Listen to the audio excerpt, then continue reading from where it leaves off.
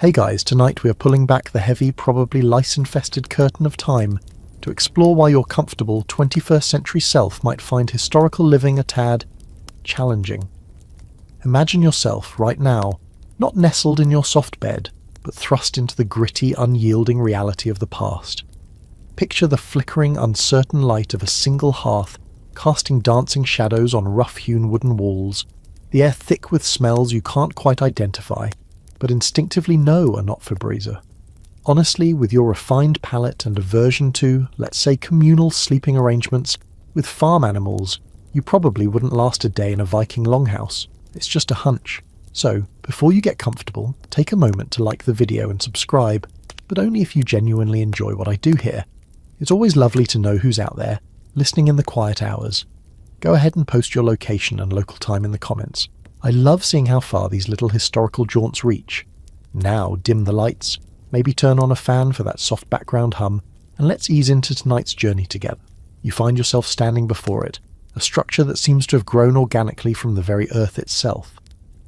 The Viking Longhouse looms, long and low, its turf-covered roof blending almost seamlessly with the grey, overcast sky.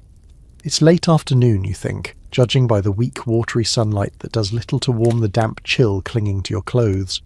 Clothes that are already feeling woefully inadequate. A biting wind whips around you, carrying the scent of salt from a nearby fjord and something else. Something acrid and smoky. There are no manicured lawns here, no welcoming porch lights, just churned mud, a few hardy-looking, and frankly, quite intimidating, chickens pecking at unseen morsels, and the imposing, almost windowless facade of the longhouse. You tentatively push open the heavy wooden door, no doorbell, how quaint, and step into, well, it's certainly an experience. The transition is jarring. From the muted, damp light outside, you're plunged into a cavernous gloom, illuminated only by a long, central fire pit that crackles and spits, sending a column of smoke upwards towards a hole in the roof that seems far too small for the job. Your eyes sting almost immediately. The air is thick, a palpable entity you could almost chew, a heady cocktail of wood smoke, unwashed bodies, damp wool, cooking food. Is that fish? Or just very old socks? And something vaguely animalistic. It's like a really committed barbecue, but you're the brisket. You take a hesitant step forward, your feet sinking slightly into the uneven earthen floor. Mind your step, that's not just mud, it's character. Yeah, let's call it character. As your eyes slowly adjust to the Stygian dimness, shapes begin to resolve themselves. Rough wooden benches line the long walls, covered in furs and woven textiles of indeterminate cleanliness. Down the centre, the fire pit, or langeld, is the heart of this space, the source of the light, heat, and a truly astonishing amount of smoke. Viking longhouses, as you might recall from a half-forgotten history documentary, were the central hub of Norse life. Typically long, narrow buildings that could stretch anywhere from 5 to an impressive 75 metres, housing not just one nuclear family, but an entire extended clan, retainers, and sometimes, in a section at one end, their precious livestock. Historians still argue whether the livestock were always kept in a distinct, partitioned area, or if, in some poorer households, the separation was less defined, leading to an even more aromatic living situation. Given the general olfactory assault you're currently experiencing, you're leaning towards the less defined theory for this particular establishment. You can hear voices now, guttural and unfamiliar, echoing slightly in the vast space. Figures move in the periphery, large and swathed in practical drab-coloured wool and leather. No one seems to pay you much mind, which is perhaps a blessing. You spot what look like tools leaning against the wall, axes, spears, shields. Not exactly your typical household decor. The air is cold despite the fire. The walls are likely wattle and daub or timber, and while the turf roof provides good insulation, drafts seem to sneak in from every conceivable crevice. Your modern sensibilities are screaming for a thermostat, a window you can actually open without inviting a blizzard, and perhaps an air purifier, or 10. A quirky detail you notice near the entrance, almost trodden into the mud, is a small carved piece of bone, perhaps an animal vertebrae. You vaguely remember reading about Dirabane animal bone amulets sometimes found at thresholds, possibly for protection, or luck. Or maybe someone just dropped their lunch. It's hard to tell in this light. What is clear is that this isn't a museum exhibit. This is life, raw and unfiltered. The smells aren't curated, the floor isn't roped off, and the faint rhythmic thumping you can hear from the far end of the longhouse isn't a sound effect. It's probably someone engaged in a monotonous, back-breaking chore that has to be done, day in and day out, just to keep this whole operation from collapsing. You wonder, with a growing sense of unease, what your chore will be. Surely they won't just let you stand here, a bewildered interloper in your suspiciously clean, for now, clothes, gawking at their historically accurate way of life. The ordeal you were promised is just beginning to dawn on you, and it smells faintly of fermented fish and existential dread. You haven't even tried to find a place to sit yet, let alone sleep. And the bathroom situation? Let's not even go there right now. Your survival instincts are already pinging, not for danger from a wild beast or a marauding enemy, but from the sheer, overwhelming otherness of it all. You're still rooted to the spot just inside the doorway, feeling like a poorly disguised alien dropped into a historical reenactment, where everyone else got the memo about the dress code and the required level of stoicism. The initial shock of the smoke and the unique aroma is beginning to give way to a more nuanced appreciation of your surroundings, and by nuanced appreciation, you mean a growing catalogue of things that are making your skin crawl. Let's start with what you can see, or rather what you can't quite see. The single long fire pit casts a dramatic, almost theatrical light upwards, illuminating the underside of the sooty roof beams far above, but leaving much of the rest of the vast space in deep shadow. It's like being in a particularly gloomy amateur theatre production, and you've forgotten your lines. Figures drift in and out of these shadowed areas, their faces momentarily lit by the fire's glow, then receding back into the gloom. It's disconcerting trying to track movement when half the room is a shifting tapestry of black and deep brown. You spot rough-hewn wooden pillars, massive tree trunks really, supporting the ridgepole.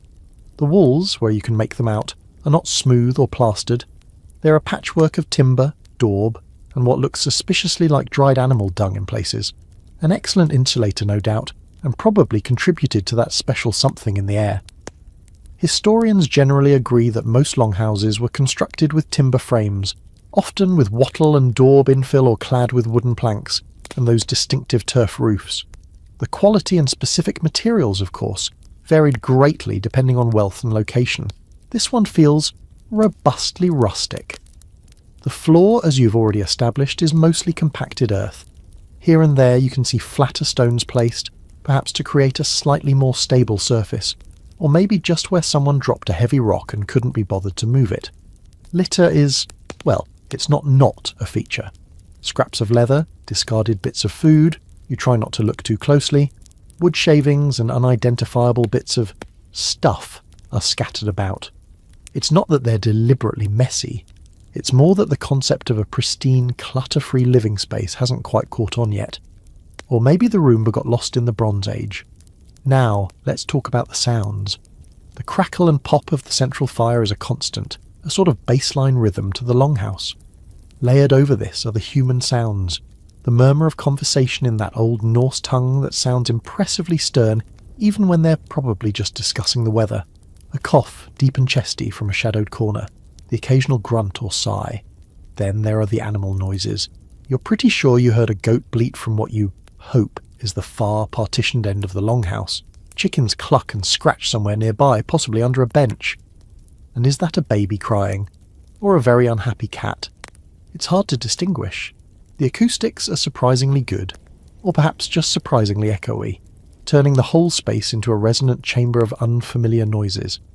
It's like a white noise machine gone rogue, playing sounds of impending medieval discomfort. And the textures. Oh, the textures. You haven't touched much yet, thankfully, but your eyes are doing a pretty good job of imagining it for you. The wooden benches look splintery. The furs thrown over them look lived in, deeply lived in, like generations of Vikings have shed, slept, and possibly spilled mead on them. You run a hesitant finger along the rough wooden doorframe you just passed through. It's not sanded smooth, it's still got the character of the tree it came from, plus a fine layer of grime. You imagine leaning against one of the walls and feeling the cold, damp, slightly crumbly surface. The very air feels textured, heavy with moisture and particulate matter. You can almost feel the smoke particles settling on your skin, in your hair. You're developing a sudden, desperate craving for a wet wipe. A very, very large wet wipe. A quirky little detail catches your eye.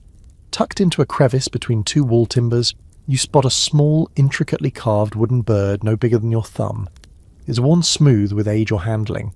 Was it a child's toy? A good luck charm? Or just something whittled to pass the time, during the long, dark winters? Such small, personal items are occasionally found in archaeological digs of longhouse sites, offering tiny glimpses into the individual lives within these communal dwellings. It's a small reminder that amidst the apparent roughness, there was artistry and personal sentiment. One of the ongoing scholarly debates revolves around the precise internal layout and division of space within longhouses. While the general idea of a central hearth and benches along the sides is well established, the specifics of how different areas were used, for sleeping, crafting, storage or socializing, can be less clear. Were there invisible lines dictating who sat where? How strictly were animal quarters separated, especially in less affluent homes? The evidence is often open to interpretation. You look around, trying to decipher the unspoken rules of this particular space. There's a loom against one wall, suggesting a crafting area. Piles of what look like dried fish near another section might indicate food storage. It's a multi-purpose living space taken to the extreme. You instinctively hug yourself, trying to conserve body heat. The chill seems to seep up from the earthen floor. The fire, while impressive, doesn't seem to do much to warm the periphery of the room. You're starting to understand why Vikings were so fond of wool and furs. It wasn't a fashion statement, it was a survival necessity.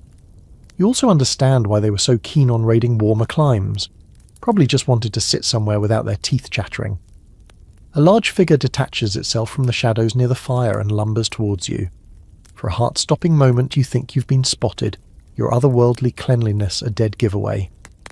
But the figure, a burly man with a magnificent beard that looks like it could house a family of small birds, merely grunts as he passes you, heading for the door. He gives you a cursory glance, his eyes lingering for a second on your, by comparison, pristine clothes, and then he's gone, out into the fading light. You exhale, a little shaky. The sensory assault is relentless. It's not just one thing, it's the cumulative effect of the smoke, the smells, the dimness, the unfamiliar sounds, the pervasive chill, and the underlying sense of, well, dirt. It's an environment that's actively hostile to your modern, sanitized sensibilities. You haven't even tried to find a place to sleep yet, and already you're wondering if there's an early checkout option. Alright, let's address the elephant in the room, or rather the pervasive, all-encompassing smell that has been your constant companion since you stepped over that threshold. It's not just a smell, it's a rich tapestry of aromas, a veritable symphony of stink that your 21st century nose is finding particularly challenging. The most dominant note, of course, is the smoke. It's not the pleasant, nostalgic scent of a distant bonfire or a cosy fireplace. This is thick, acrid, and eye-wateringly pungent. The central fire pit, the langeld, is burning wood, yes, but probably also peat, dried dung, and whatever other combustible materials they could get their hands on. Remember that hole in the roof? The elior?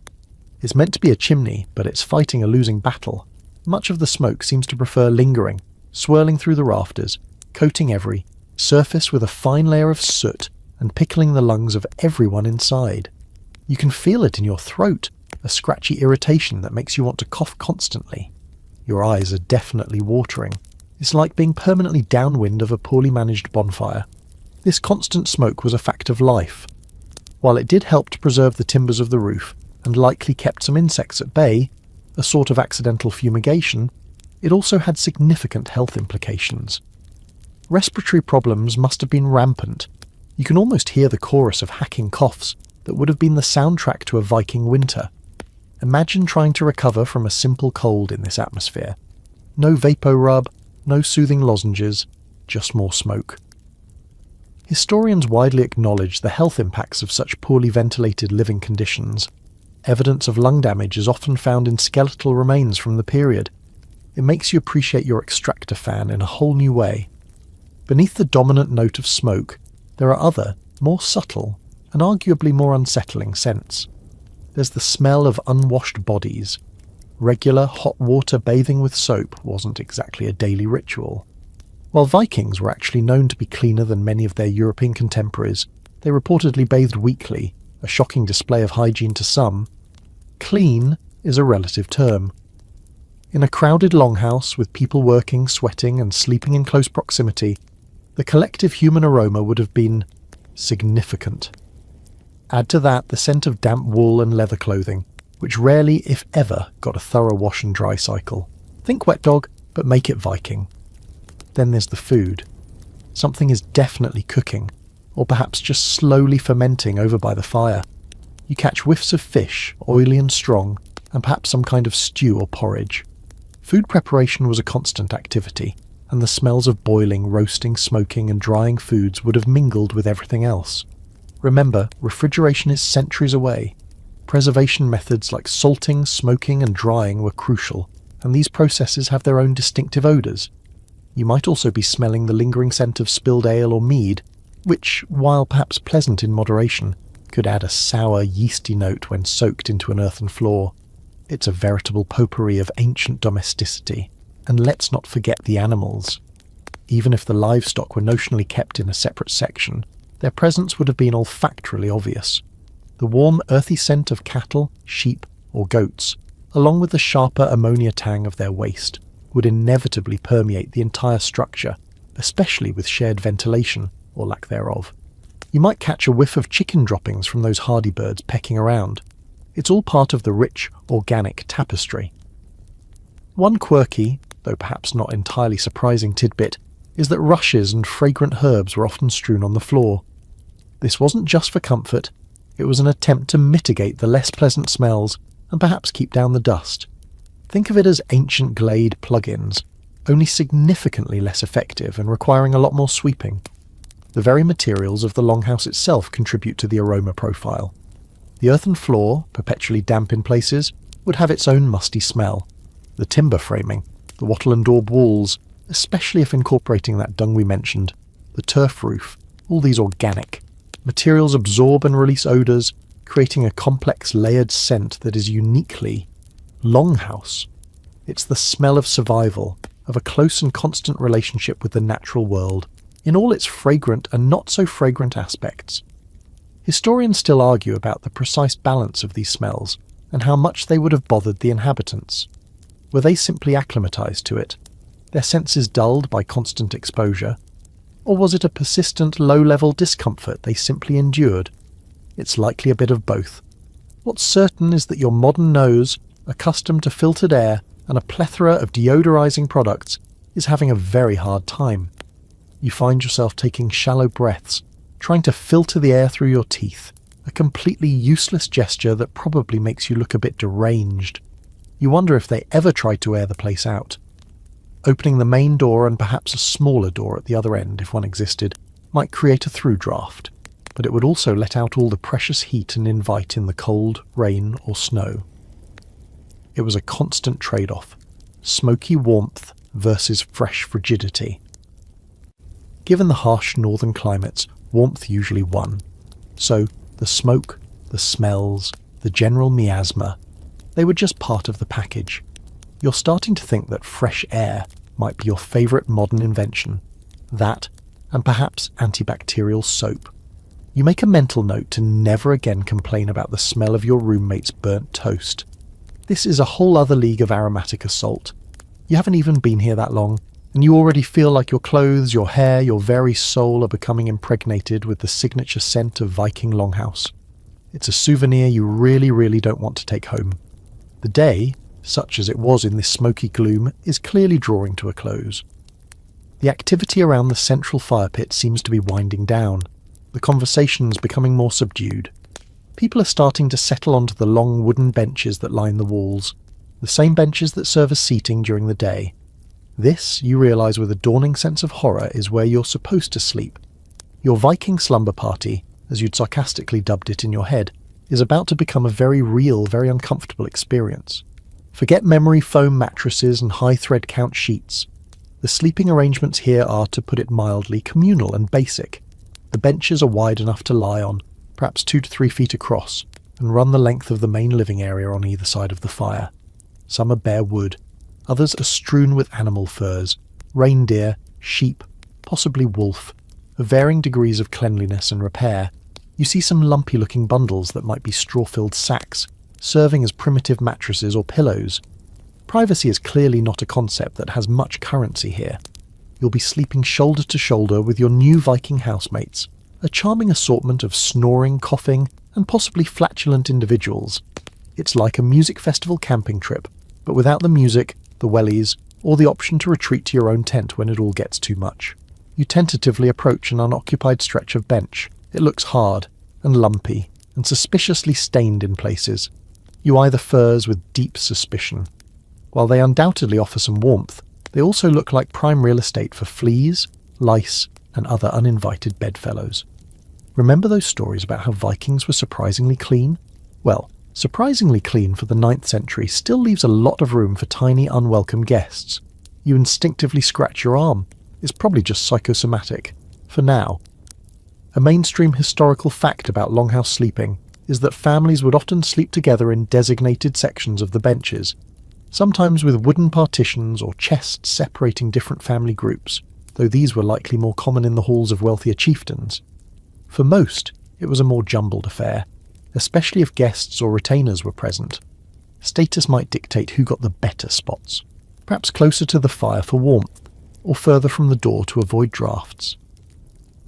As a newcomer of uncertain status and questionable Viking hardiness, you'll probably get whatever spot is left over, likely the one with the biggest draft and the lumpiest fur. You sit down gingerly on the edge of the bench. The wood is cold and unforgiving beneath you. You try to arrange a rather mangy-looking sheepskin into something resembling a cushion. It smells faintly of lanolin and wet sheep. A large bearded Viking settles down next to you with a grunt, taking up a significant amount of space and radiating an aura of wood smoke and something you really hope is just old sweat. He doesn't even glance at you. Personal space is clearly another modern luxury you've left behind. You wonder if there's an etiquette to this. Do you say goodnight? Offer to share your non-existent blanket? Or just try to become as small and unnoticeable as possible? You opt for the latter. As more people settle down, the sounds of the longhouse begin to change.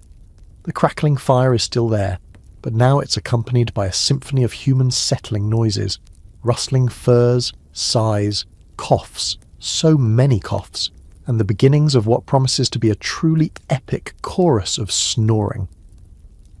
One particularly enthusiastic individual, a few bodies down, sounds like a walrus gargling gravel. Another is producing a series of high-pitched whistles that could probably summon dogs from the next fjord. It's going to be a long night. You can already feel the fatigue setting in, but the prospect of actual sleep in these conditions seems remote. A quirky, or perhaps just deeply unsettling tidbit, is that in some sagas and archaeological finds, there's evidence of bed closets, or enclosed sleeping compartments built into the walls or as separate structures within the longhouse. These would have offered more privacy and warmth, but were likely reserved for the head of the household and their immediate family. For everyone else, it was the open-plan bench system. You glance around hopefully, but see no sign of such cosy nooks, just endless, uninviting bench. Historians still argue about how people dealt with the cold, especially in the depths of a Scandinavian winter. Did they sleep fully clothed? Did they huddle together for warmth, dispensing with any notion of personal space entirely?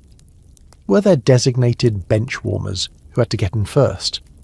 Probably a combination of all these. The furs were essential, and sharing body heat was likely a common survival tactic. You shiver, despite the proximity of your new, rather pungent benchmate. The drafts seem to find every gap in your inadequate modern clothing. You wish you'd packed your thermal underwear, and maybe a biohazard suit. The light from the fire is dying down now, banked for the night to conserve fuel. The shadows deepen, and the vast space feels even larger and more mysterious. You can hear small skittering sounds from the darker corners. Mice? Rats? You try not to think about it. You lie down, pulling the scratchy sheepskin over you as best you can.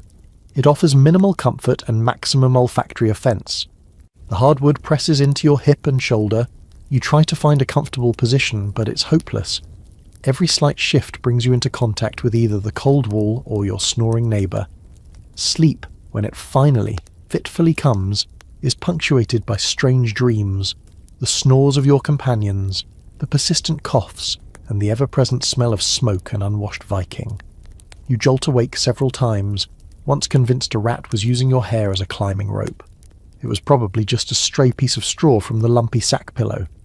Another time, your benchmate rolls over, his arm flinging out and narrowly missing your face. You are acutely aware of every itch, every rustle, every unfamiliar sound. This isn't restful sleep, it's a state of hyper-vigilant discomfort. You wouldn't last a day. You're not sure you're going to last the night. And the sun, when it finally decides to make an appearance, feels like it's several geological epochs away. A grey, grudging light eventually begins to filter through the smoke hole, and any tiny chinks in the longhouse walls, signalling the start of another day you're not entirely sure you're equipped to handle. Your back aches, your neck is stiff, and you feel like you've slept on a pile of very aggressive rocks. The symphony of snores has mercifully subsided, replaced by coughs, groans, and the sounds of people stirring. And of course, that signature longhouse aroma is still there, perhaps even enhanced by the night's collective exhalations. But your most immediate concern, as your stomach rumbles a mournful protest, is breakfast. Or whatever the Viking equivalent is. You have a sinking feeling it won't involve artisanal sourdough toast and a perfectly brewed flat white. You watch as figures begin to move around the rekindled central fire. The morning routine seems to involve a lot of stretching, scratching, and spitting into the flames. Charming. Soon the smell of cooking, or at least food being heated, starts to mingle with the ever-present smoke. A large iron cauldron, black with soot, is already suspended over the fire, its contents bubbling away mysteriously. Someone ladles a portion of something into a rough wooden bowl and hands it to another Viking who begins to eat with gusto, using only a knife and his fingers. Your appetite, already suppressed by the general ambience, takes another nosedive. Viking cuisine, you recall, was heavily reliant on what could be farmed, hunted, fished, or foraged in the often harsh northern landscapes. Think hardy grains like barley and oats, root vegetables, dairy products, milk, cheese, skyr, a type of yogurt, and a lot of meat and fish. Preservation was key. So much of the animal protein would have been salted, dried, smoked, or fermented. Fresh fruit and a wide variety of vegetables would have been seasonal and less common than in more temperate climes. One of the staples was a kind of stew or porridge, often cooked in a single pot over the fire, to which ingredients were continually added. Yesterday's leftovers forming the base for today's meal? Probably. It's an efficient system, if not entirely appealing to your modern palate, which is currently screaming for a fruit smoothie and a side of anything not beige. You're eventually offered a bowl of the communal breakfast. It's a thick, greyish porridge, lumpy and steaming. You can't quite identify the ingredients. There might be some kind of grain, perhaps some bits of dried meat, and an overall flavour that's earthy and salty. Very, very salty. You take a tentative spoonful. It's not actively disgusting, but it's a long, long way from your morning bowl of Cheerios. It's sustenance, pure and simple, designed to fuel a hard day's work, not to delight the taste buds. You try to eat, mimicking the others who are scooping it up with hunks of heavy dark bread that looks like it could double as a doorstop. No delicate nibbling here, it's all about efficient calorie intake. A mainstream historical fact is that bread was indeed a part of the Viking diet, but it would have been very different from modern bread. Typically unleavened or made with whatever grains were available, resulting in dense, flat loaves. Sometimes, less conventional ingredients like tree bark or peas might be ground into flour during lean times. You eye the bread suspiciously. It looks like it might contain a significant amount of character-building fibre. For drinks, water would have been common, but also milk, buttermilk, and of course, ale and mead. The ale was likely a weak everyday brew consumed by everyone, including children, as it was often safer than water.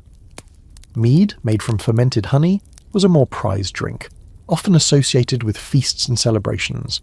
You're offered a horn, yes, an actual animal horn, of something that smells faintly of sour apples. It's probably the weak ale. You take a sip.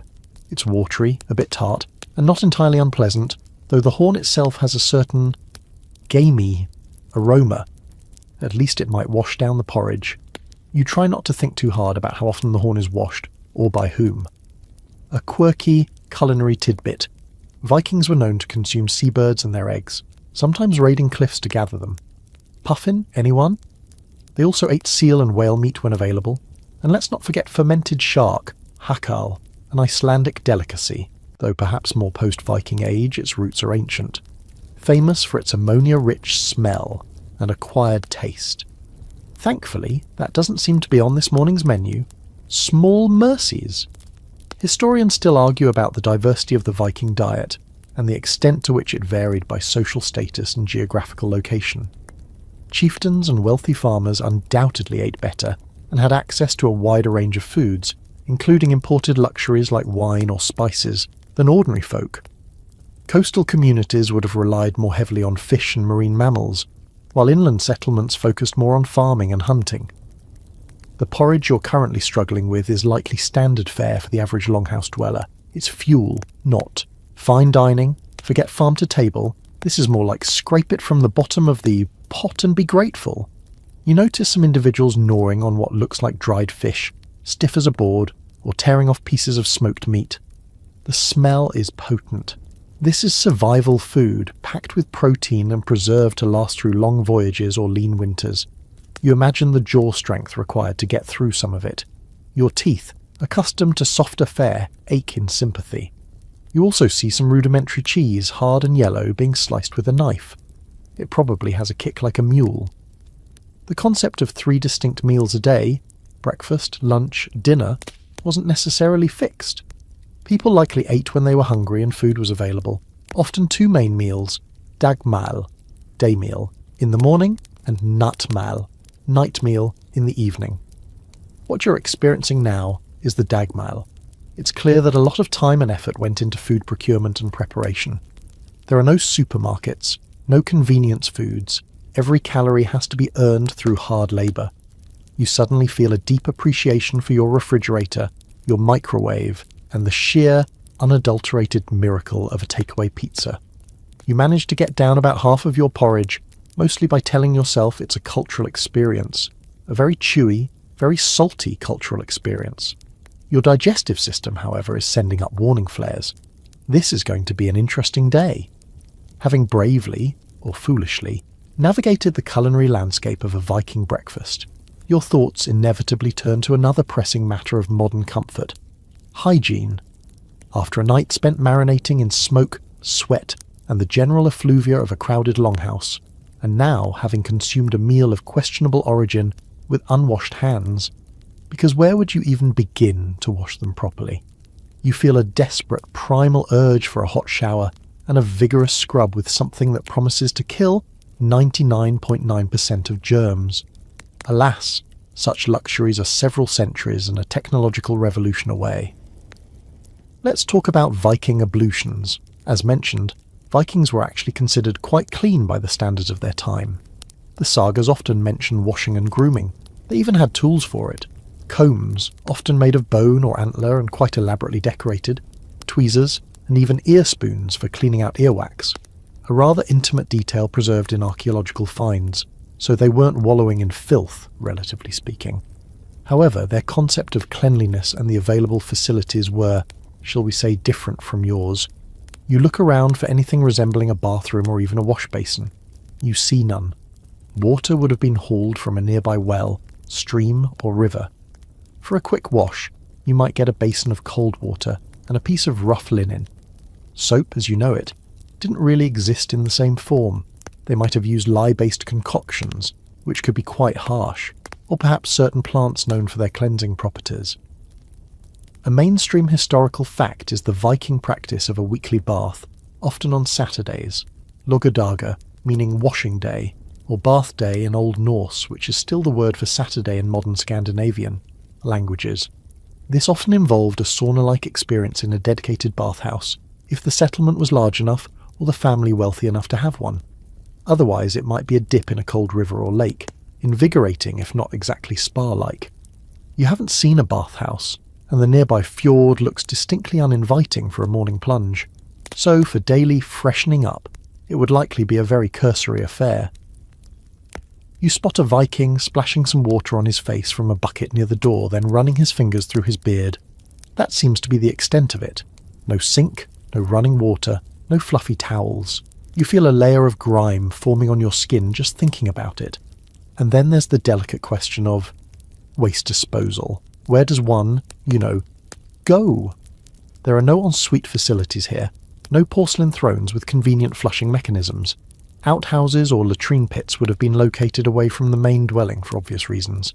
This would involve a chilly and possibly precarious trip outside in all weathers, day or night. Toilet paper, forget it. Moss, leaves, or a handful of straw were the likely substitutes. It's a humbling thought. You remember reading a quirky tidbit that in some more advanced Roman settlements they had communal latrines with running water, but that was a different empire and a different time. Here, in the rugged north, things are a bit more elemental. You make a mental note to drastically reduce your fluid intake. Dental hygiene is another area where your modern sensibilities might clash with Viking reality. While they didn't have sugary processed foods causing widespread decay, their diet could be tough on teeth. Remember that hard bread and dried meat.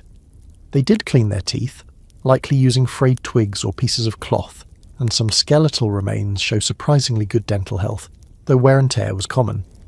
Halitosis, however, given the diet of fermented foods, smoked fish, and probably a fair bit of garlic, which they did cultivate and use, might have been a common social hurdle, or perhaps everyone just smelled vaguely of pickled herring, so no one noticed. Historians still argue about the exact nature and prevalence of parasites in Viking communities. Given the close proximity to animals, the earthen floors, the food preservation methods, and the sanitation standards, it's highly probable that internal and external parasites, like worms, fleas, and lice, as you've already nervously intuited, were a constant feature of life. Those intricately carved combs weren't just for styling magnificent beards, they were essential for delousing. You resist the urge to scratch your scalp. Vigorously, you see a woman meticulously combing her long hair by the firelight. It's a slow, careful process. Personal grooming, even with limited tools, was clearly important. Appearance, hair, and beards were significant in Norse culture, often reflecting status and identity. So, while their methods might seem rudimentary to you, the intent was there. They weren't intentionally unkempt, but their environment and resources dictated a very different standard. You consider your own state. Your hair feels greasy and smells of smoke. Your clothes, once clean, now feel like they have absorbed the entire essence of the longhouse. Your hands feel grubby. You would give a considerable sum for a bar of soap and 5 minutes under a stream of hot water. The lack of basic hygiene, by your standards, is becoming a significant source of discomfort, almost as much as the smoke or the questionable food. It's not just about feeling clean, it's about feeling human in the way you're accustomed to. This constant low-level grubbiness is eroding your morale. You realise that the daily battle wasn't just against the elements or potential enemies. It was also against the pervasive dirt and the ever-present threat of disease that thrived in less than sanitary conditions. Resilience was key, and perhaps a slightly less sensitive nose than yours. You catch a glimpse of your reflection in a murky puddle by the doorway as you briefly step outside for a breath of marginally fresher air. You look dishevelled and slightly haunted. The Viking makeover is well underway, whether you like it or not, and it mostly involves acquiring a patina of authentic historical grime. Now that you've sort of eaten and definitely not bathed to your satisfaction, you might be hoping for a bit of downtime. Perhaps a chance to sit quietly and contemplate the profound differences between 9th century Norse life and your own. Maybe journal a little, if you'd brought a spill-proof, historically inaccurate notebook. But no, the Longhouse is already a hive of activity, and it quickly becomes apparent that there are no passengers here. Everyone has a role, a task, a purpose. Survival in this environment is a full-time job, a relentless cycle of chores that starts before dawn and ends long after dusk. Respite. That's a good one. You'll get your respite when you're too old to card wool or mend a fishing net, and even then, you'll probably be expected to tell stories or watch the toddlers. You're awkwardly trying to stay out of the way, a skill you're rapidly perfecting, when a stern-looking woman with forearms like ship's timbers thrusts a bundle of something that looks like matted sheep's wool into your hands and points towards a group of women working with spindles and looms. The message is clear. No idleness allowed. You, my friend, are about to contribute to the textile industry of the Viking Age. Or at least, try not to make too much of a mess of it. The sheer amount of physical labour required to keep a longhouse functioning is staggering. Let's start with the basics. Fire. That central hearth doesn't fuel itself. Wood needs to be chopped and hauled, peat needs to be cut and dried. This is heavy, back-breaking work, often done in harsh weather. Then there's water. Every drop for drinking, cooking and minimal washing has to be carried from its source, often a considerable distance. Think about your effortless tap water and spare a thought for the sore shoulders and calloused hands that were the price of hydration here. Food preparation, as you've glimpsed, is an ongoing epic. Grains need to be threshed, winnowed and ground into flour, usually with a hand quern, a rotary hand mill made of stone, which is incredibly labour-intensive. You try to picture yourself grinding enough flour for that heavy bread you saw earlier, and your arms ache preemptively. Vegetables need to be tended in, small garden plots, if the season allows, harvested and prepared. Animals need to be cared for, fed, watered, mucked out, another delightful task you hope to avoid. If there are cows, they need milking. The milk then needs to be processed into cheese, butter or skyr to preserve it. Fishing nets need to be made and mended, lines baited, boats maintained. Hunting, when successful, means butchering and preserving the meat. It's a constant interconnected web of tasks, and if one part fails, the whole system suffers. And then there's textile production, your current unwilling assignment. Wool, the primary material for clothing, blankets and sails, doesn't just magically appear as yarn. It has to be sheared from sheep, another fun wriggly job, cleaned, a smelly process involving stale urine or other alkaline solutions to remove grease, carded or combed to align the fibres, spun into yarn using a drop spindle or a simple spinning wheel, and then woven on a warp-weighted loom. This entire process is incredibly time-consuming and skill-intensive. A mainstream historical fact, it could take hundreds, even thousands, of hours of labour to produce enough woolen cloth for a single sail for a Viking longship. So, your fumbling attempts to tease apart tangled wool fibres are, in the grand scheme of things, a very minor contribution, but a contribution nonetheless. The women around you work with a practiced efficiency that makes your efforts look comically inept. Their hands are never still. Men's work typically involved farming, fishing, hunting, trading, raiding, of course, and crafts like woodworking, metalworking and boat building. But the lines weren't always rigidly drawn, especially in a household context. Everyone contributed to the collective survival. Children too had their chores from a young age, fetching and carrying, scaring birds from crops, helping with animal care, learning the skills they would need as adults. There was no childhood in the modern sense of extended carefree play. Play happened, of course, but it was intertwined with learning and contributing. A quirky tidbit about Viking-age chores. Soapstone was a valuable resource, quarried and carved into bowls, lamps and cooking pots. It was soft enough to work, but also heat-resistant. Imagine the labour involved in quarrying heavy blocks of this stone and then painstakingly shaping it with basic tools. Or consider the collection of lichen to make dyes for those textiles, another task requiring knowledge and patience. Every object in the Longhouse, from the spoon you ate your porridge with to the cloak on your back, represented a significant investment of time and effort. There are no disposable goods here. Everything is made, mended and reused until it falls apart. Historians still argue about the precise division of labour between men and women and how much it varied across different Norse communities and social strata. While sagas and archaeological evidence provide clues, the day-to-day realities for ordinary people can be harder to reconstruct fully. Was women's work in textile production or food processing valued as highly as men's work in raiding or trading? Within the household, power dynamics certainly existed, but the interdependence was undeniable. You struggle with the wool, your fingers clumsy and unused to such tasks. The air is still smoky, your back still aches from the bench bed, and now your shoulders are starting to protest this new form of torture. There are no coffee breaks, no checking your phone for a distraction. Just the relentless rhythm of work dictated by daylight and necessity. You look at the weathered faces and capable hands around you. There's a stoicism, a resilience, born of a life where comfort is scarce and hard work is the only currency that matters. You're starting to understand that lasting a day isn't just about enduring the physical discomforts. It's about having the stamina, the skills, and the sheer grit to pull your weight in a world that demands constant toil. Your modern life, with its conveniences and leisure time, seems like an impossible dream from this vantage point. You haven't even made it to lunchtime, and you're already exhausted. And you suspect the tasks are only going to get more demanding. As you continue your rather pathetic attempts at wool carding, acutely aware of the efficient, almost rhythmic movements of the women around you, you start to notice more subtle interactions.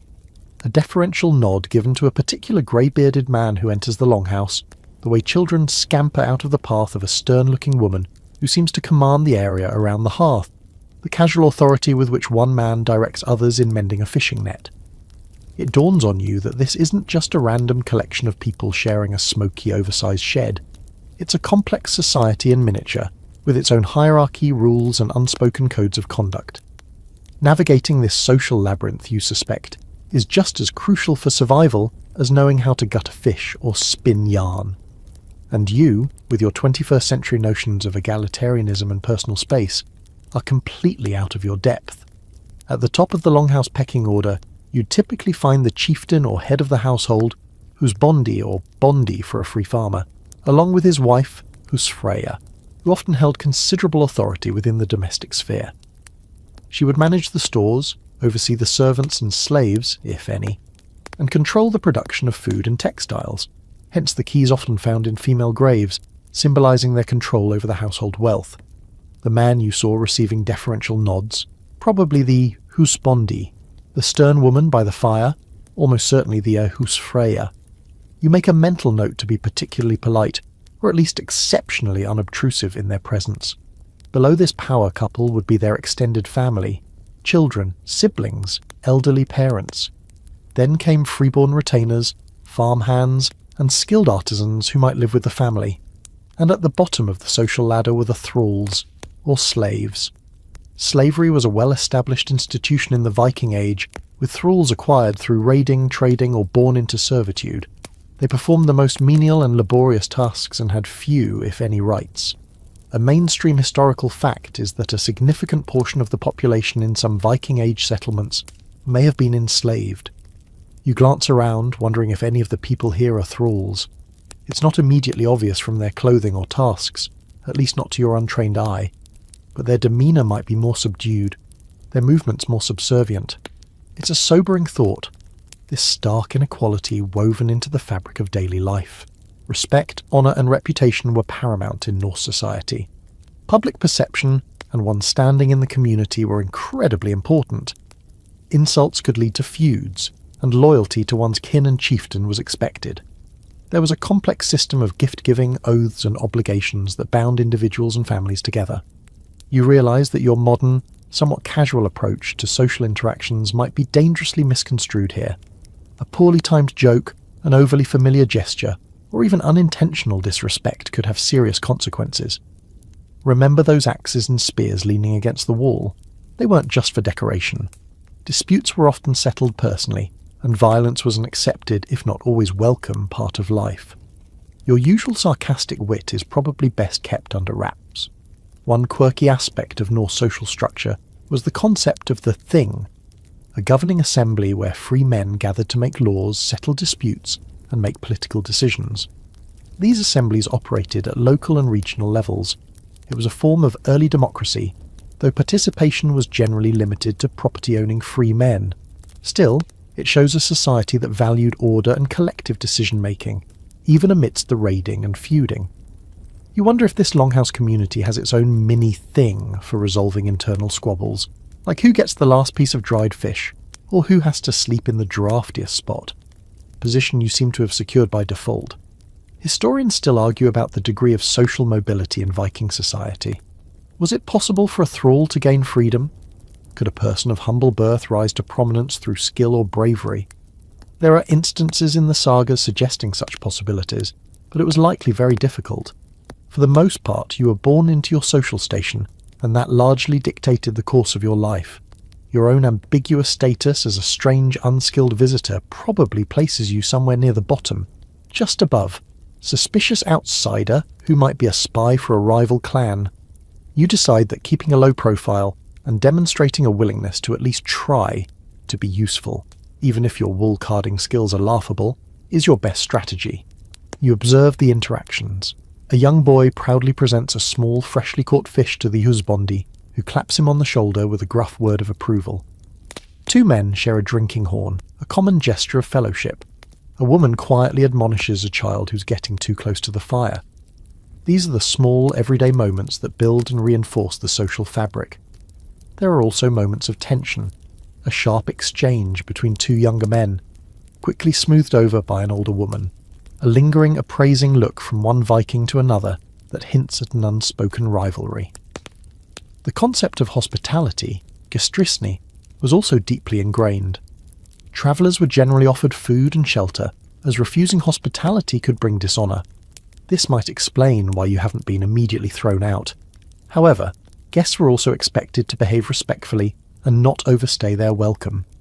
You are, in essence, a guest here, albeit an uninvited and rather useless one. The longer you stay, the more you'll be expected to contribute and integrate, or risk wearing out that welcome. You realise that your survival here isn't just about enduring the physical hardships. It's about understanding and conforming to a complex set of social expectations. It's about knowing who to defer to, who to be wary of, and how to conduct yourself without causing offence or appearing weak. Your modern assumptions about personal autonomy and direct communication are ill-suited to this world. Here, subtlety, observation, and a keen understanding of hierarchy are your best tools for social navigation. And you're learning on the job in a very smoky, very smelly classroom where the final exam might involve an actual axe. Suddenly that lumpy porridge seems like the least of your worries, just as you're starting to vaguely get a handle on who might be who in the smoky hierarchy of the Longhouse, and your fingers are developing a sort of numb muscle memory for separating wool fibres badly. The scene around you shimmers and dissolves. The damp chill, the smell of wood smoke and unwashed Viking, the rough textures of wool and timber, they all fade, replaced by a blinding baking heat and the scent of hot sand and something else. Something dry and dusty with a faint sweetish undertone like dried papyrus. Your eyes, accustomed to the gloom, squint painfully against the brilliant, unrelenting sunlight. Gone are the turf roof and wooden walls. You're now standing under an azure sky, so vast and cloudless it feels infinite, and the ground beneath your feet is no longer cool earth, but hot, sun-baked mud brick. Welcome, you deduce with a growing sense of historical whiplash, to ancient Egypt. Your ordeal is apparently taking a detour to warmer, though not necessarily more comfortable climes. You're on a narrow, dusty pathway, flanked by low, flat-roofed dwellings made of sun-dried mud bricks. The heat is a physical presence pressing down on you, sucking the moisture from your skin. Your Viking-era woolen attire, which was merely inadequate in the Longhouse, is now actively trying to cook you. Sweat prickles instantly all over your body. You thought the Longhouse was a sensory assault. This is just a different kind of overwhelming. Instead of smoke, it's dust. Fine, pervasive dust that seems to get into your eyes, your nose, your mouth with every breath. Instead of the smell of damp and old fish, it's the smell of sun-baked earth, donkey dung, and perhaps a hint of a fragrant oil from a nearby dwelling. The daily grind in ancient Egypt, for the vast majority of the population, the farmers, labourers and artisans who formed the backbone of society, was incredibly arduous, dictated by the rhythms of the Nile and the demands of the state and the temples. Forget any romantic notions of lounging by palm-fringed oases, being fanned by servants. Life for the average Egyptian was one of hard, repetitive labour under a scorching sun. You see figures in the distance toiling in green fields that border a wide, glittering river, the Nile, undoubtedly. They are bent over, engaged in the back-breaking tasks of ploughing, sowing or irrigating, their skin burnished dark by the sun. Their clothing is simple, short linen kilts for the men, simple sheath dresses for the women, practical, but offering little protection from the relentless solar radiation. A mainstream historical fact, agriculture was the absolute foundation of the Egyptian economy and society, entirely dependent on the annual inundation of the Nile, which deposited fertile black silt, Kemet, the black land, as they called their country, that made farming possible in an otherwise desert environment. The agricultural calendar, with its seasons of flood, planting and harvest, governed everyone's lives. Failure of the inundation meant famine. So the work in the fields was not just a job, It was a matter of life and death for the entire civilization. You can almost feel the weight of that responsibility in the tired slump of the distant workers' shoulders. You think back to the Viking Longhouse. Cold, damp, smoky, yes. But this oppressive, radiating heat presents its own unique set of challenges. Dehydration would have been a constant threat. Sunstroke, a daily hazard. And then there were the pests. The Nile, lifeblood of Egypt, also bred swarms of insects. Flies would have been everywhere.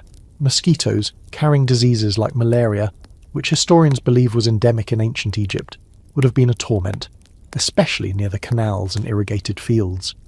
You swat at a persistent fly buzzing near your face. It's already started. And speaking of health, remember that crocodile dung sunscreen you might have vaguely heard about? While Egyptians were renowned for their medical knowledge, for the time, some of their remedies were creative. A quirky tidbit. Some medical papyri do indeed list animal dung as an ingredient in certain treatments, though perhaps not specifically as a mainstream sunscreen. They did use various oils and unguents to protect their skin from the dry heat and sun, and kohl eyeliner wasn't just cosmetic. It was believed to help deflect glare and deter flies. You could certainly use some of that kohl right now, as your eyes are streaming from the brightness. Historians still argue about the exact daily caloric intake and nutritional status of the average Egyptian peasant. While the land was fertile, much of the produce went to the state, the temples, and the elite. The diet of the common people consisted mainly of bread. Emmer wheat and barley were staples. Beer, also made from barley, and a primary source of calories and hydration. Onions, garlic, lentils, and fish from the Nile. Meat was more of a luxury. It was a relatively monotonous, though likely sufficient diet when harvests were good. You recall the bland Viking porridge with a strange, fleeting sense of nostalgia. At least it wasn't actively dusty. You see a group of men nearby, stripped to the waist, laboriously hauling massive blocks of stone towards a distant construction project. Perhaps a temple, or a tomb for some high-ranking official. Their muscles strain, their bodies gleam with sweat and dust. The sheer physical exertion is palpable. There are no power tools, no hydraulic lifts, just human muscle, levers, rollers, and an incredible amount of organised effort. This was the labour that built the pyramids, the temples of Karnak and Luxor, the vast infrastructure of a civilization that lasted for millennia. And it was built on the backs of people like these, toiling day in, day out in conditions that would make your average modern construction worker demand hazard pay and a very long siesta. The path you're on is bustling. People pass by, some carrying baskets of produce, others leading laden donkeys. The sounds are different here. The braying of donkeys, the calls of vendors, if this were a more urban area, the chatter in a language that sounds nothing like old. Norse, full of softer consonants and different cadences. Children, dusty and energetic, dart in and out, seemingly oblivious to the heat. You are an anomaly here, just as you were in the Longhouse. Your Viking clothes are drawing curious, perhaps wary glances. You're too pale, too heavily dressed, too obviously out of place. The discomfort is different, but no less profound. The relentless sun, the choking dust, the sheer, grinding effort visible all around you. It's another facet of historical reality that your comfortable life has insulated you from. You're beginning to suspect that lasting a day is a recurring theme in this historical journey, and each new setting finds new ways to test your very modern limits. You desperately seek some shade, any shade at all, but the low sun-baked buildings offer little respite. The Egyptian daily grind has you firmly in its hot, dusty embrace. Having been unceremoniously dumped from the smoky confines of the Viking Longhouse into the glaring heat of ancient Egypt, you find yourself gravitating towards the dubious shelter of one of those low, mud-brick dwellings. The sun is still beating down with an intensity that makes the air shimmer above the dusty ground, and the thought of escaping its direct gaze, even for a moment, is overwhelmingly appealing. You approach a narrow, uninviting doorway, a dark rectangle in the sun-bleached wall, and peer inside. Your Egyptian home, not so sweet home experience is about to begin. The interior is dim, a welcome relief after the blinding glare outside, but it's also incredibly cramped and stuffy. The air is thick with the smell of stale cooking fires. Different from the Viking wood smoke, this is more acrid, perhaps from burning animal dung or reeds. Unwashed bodies, a universal historical aroma it seems, and a certain earthy, slightly sweet smell you can't quite place. Maybe from the mud bricks themselves, or perhaps from stored grain. It's not as overwhelmingly smoky as the Longhouse, as most cooking would have been done outdoors in a courtyard or on the flat roof to avoid turning the small interior into an oven. But the lack of ventilation creates its own oppressive atmosphere. The typical ancient Egyptian home for a commoner was a small, simple affair, usually consisting of a few rooms built around a central courtyard, or in more congested urban areas, multi-storey apartment-like structures. Walls were made of sun-dried mud bricks, cheap and readily available, and roofs were flat, made of palm logs covered with reeds and mud. These flat roofs were valuable extra living space, used for sleeping on hot nights, drying food, or catching any available breeze. You look up. The ceiling here is low, made of those palm logs you read about, and you can see bits of dried vegetation poking through. You hope it's structurally sound, and that nothing lives up there. The floor is compacted earth, much like the Longhouse, though perhaps drier and dustier. There's very little furniture. Maybe a few low stools, some reed mats for sleeping, and some pottery jars for storing water, grain and beer. A small raised hearth in one corner suggests some indoor cooking might happen, perhaps in cooler weather. Possessions were minimal, some basic pottery, a few tools, perhaps a wooden chest for storing clothes or other small items. It's a life stripped down to essentials. No room for clutter or for much privacy either, if a whole family is living in this small space. You think of your own home, filled with books, gadgets, comfortable furniture, and so much stuff. The contrast is stark. A mainstream historical fact. Despite the simplicity of their homes, ancient Egyptians valued cleanliness and order. Ma'at, the concept of order, truth and justice, was central to their worldview. Homes would have been swept regularly, and personal hygiene, as much as conditions allowed, was important. However, clean is always relative to the environment. In a world of dust, mud, and rudimentary sanitation, keeping a home pristine by modern standards would have been an impossible task. And then there are the pests. Oh, the pests. If the Longhouse had its potential for fleas and lice, the ancient Egyptian home had those and more, in abundance. The heat, the stored food, the nearby Nile with its teeming insect life. It was a paradise for vermin. Flies, as you've already experienced, would have been a constant nuisance. Mosquitoes, especially at dusk and dawn, would have made life miserable and spread disease. Then there were the less visible, but no less present inhabitants. Cockroaches scuttling in the shadows, ants marching in relentless columns towards any crumb of food, mice and rats gnawing their way into stored grain. And let's not forget scorpions and snakes, a genuine danger, especially in rural dwellings or those with poorly maintained walls or floors. You find yourself instinctively checking the dark corners and peering under the reed mats. You're not a fan of scorpions, or snakes, or anything with more than 4 legs, frankly. A quirky and rather unpleasant tidbit. Bedbugs were also likely companions in ancient Egyptian sleeping arrangements. Archaeologists have found evidence of these persistent pests in ancient sites. So, those reed mats on the floor, not just uncomfortable, but potentially teeming. You suddenly miss the scratchy, flea-ridden Viking furs. At least with furs you sort of knew what you were getting. Reed mats feel more insidiously infested. Historians still argue about the exact population density in urban areas like Thebes or Memphis.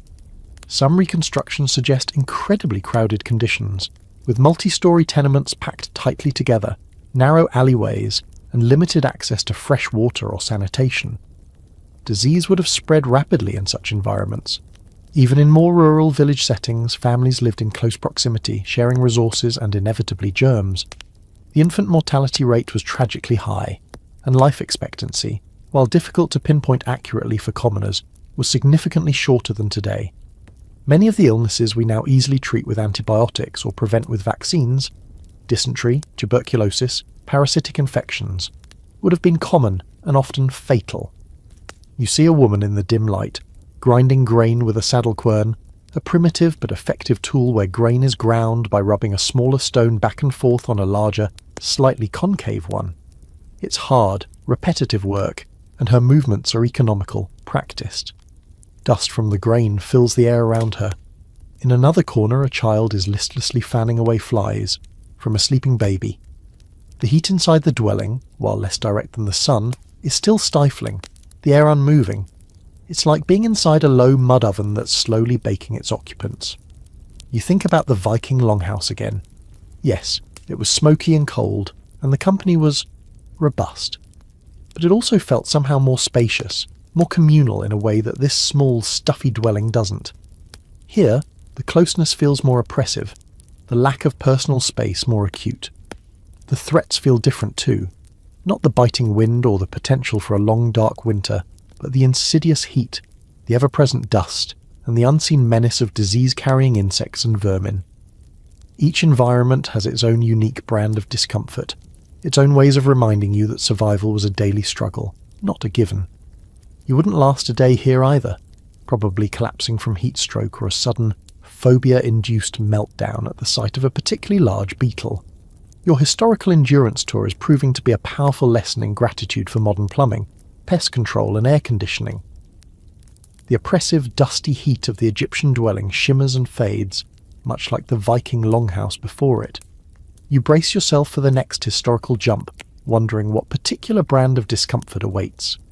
The air changes again, becoming cool, damp, and smelling strongly of wet earth, decaying leaves, and something vaguely medieval. Yes, that's it. You can almost hear the distant, mournful tolling of a church bell and the faint, unhappy bleating of a sheep. You open your eyes to a scene of rustic and rather grim simplicity. Gone are the sun-baked mud bricks and the vast desert sky. You're now standing in a muddy, rutted track, surrounded by small, dilapidated hovels that look like they're slowly sinking into the earth. Welcome, it seems, to the life of a medieval peasant. Your historical suffering bingo card is getting impressively full. The dwelling you find yourself near is a masterpiece of medieval misery. It's a small, one-room hut, constructed from wattle and daub, a framework of woven branches plastered with mud, straw, and animal dung. That popular building material seems to be a recurring theme. With a thatched roof that looks leaky, and home to several generations of birds, and possibly a family of particularly adventurous squirrels. There are no windows, or perhaps just one tiny unglazed slit that lets in a sliver of grey light, but mostly serves as an entry point for wind, rain, and inquisitive insects. The door is a crude affair of rough planks that hangs crookedly on leather hinges. It's a far cry from the relatively grand, by comparison, Viking Longhouse, or even the more structured Egyptian mud brick house. This is basic shelter, pushed to its absolute limits. You tentatively push open the creaky door and stoop to enter. The interior is even darker and more cramped than you imagined. The floor is beaten earth, damp and uneven. The air is thick with the smell of wood smoke, from a small, inefficient hearth in the centre that's doing a terrible job of channeling smoke out through a hole in the roof. Unwashed bodies, hello again old friend, stale food and the general miasma of poverty and dampness. It's cold, not the biting, clean cold of the Viking North, but a penetrating, clammy dampness that seems to seep into your bones. You can see your breath fogging in the dim light, a mainstream historical fact. The vast majority of the population in medieval Europe were peasants, or serfs, tied to the land and owing service and a share of their produce to the lord of the manor. Their lives were characterized by unrelenting agricultural labor, poverty, and a high degree of subservience. They lived in small, often self-built, hovels like this one, usually clustered together in villages surrounded by the fields they worked. Freedom was limited, and opportunities for social advancement were virtually non-existent. Your life was, for the most part, predetermined by your birth. You can just about make out a few meagre possessions in the gloom. A rough wooden bench or stool, a pile of straw in one corner that presumably serves as a bed, shared by the entire family no doubt, a few crude pottery bowls, and perhaps an iron cooking pot hanging over the sad little fire. There's no privacy, no comfort, no beauty. It's shelter in its most elemental form, a place to escape the worst of the weather and huddle together for warmth. You remember the Viking Longhouse with its furs and its relatively more spacious interior, and it suddenly seems like a palace. Even the Egyptian mud hut, with its promise of at least escaping the direct sun, had a certain grim appeal compared to this damp, dark hole. And what about those feudal obligations? As a peasant living on a lord's manor, you wouldn't just be toiling on your own small patch of land, if you were lucky enough to have one. You'd also be required to work a certain number of days a week on the lord's domain, his personal land, without pay.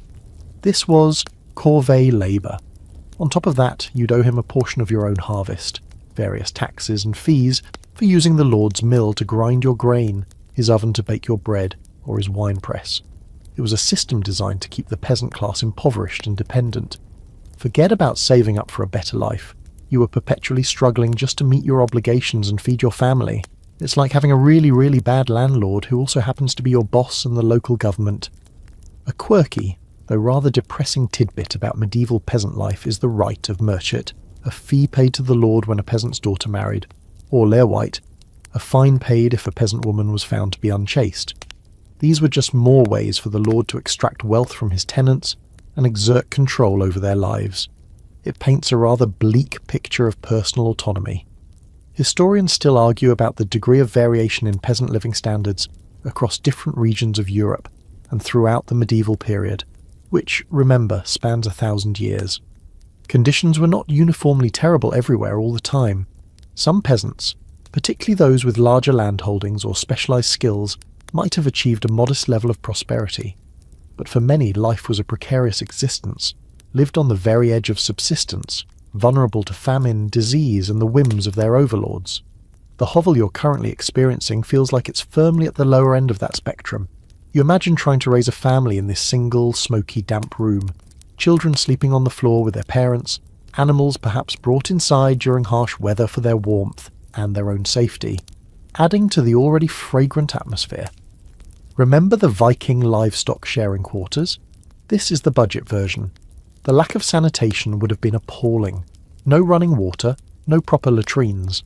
Waste would have been thrown into a nearby ditch or onto a midden heap, creating a breeding ground for flies and disease. You think back to the relative cleanliness concerns in the Viking Longhouse and the Egyptian dwelling. This feels like a whole new level of squalor. The dim light, the constant damp, the pervasive smell of mildew and smoke. It's an assault on the senses that's less dramatic than the Viking Longhouse's initial shock or the Egyptian heat, but more insidiously demoralising. This isn't just discomfort, it's a recipe for despair. You can already feel a creeping sense of hopelessness, the kind that might come from a lifetime of unrelenting toil with no prospect of improvement. You wouldn't last a day. You'd probably just curl up on that pile of straw and refuse to move, succumbing to a medieval malaise before lunchtime. Your appreciation for your own centrally heated, well-lit and structurally sound home is reaching astronomical levels, and you haven't even sampled the medieval peasant diet yet. That joy, you suspect, is still to come. You're still reeling from the sheer, unadulterated gloom of the medieval peasant hovel, the damp chill clinging to you like a second skin, when your stomach emits a familiar, plaintive rumble. Ah, yes, the historical culinary tour continues.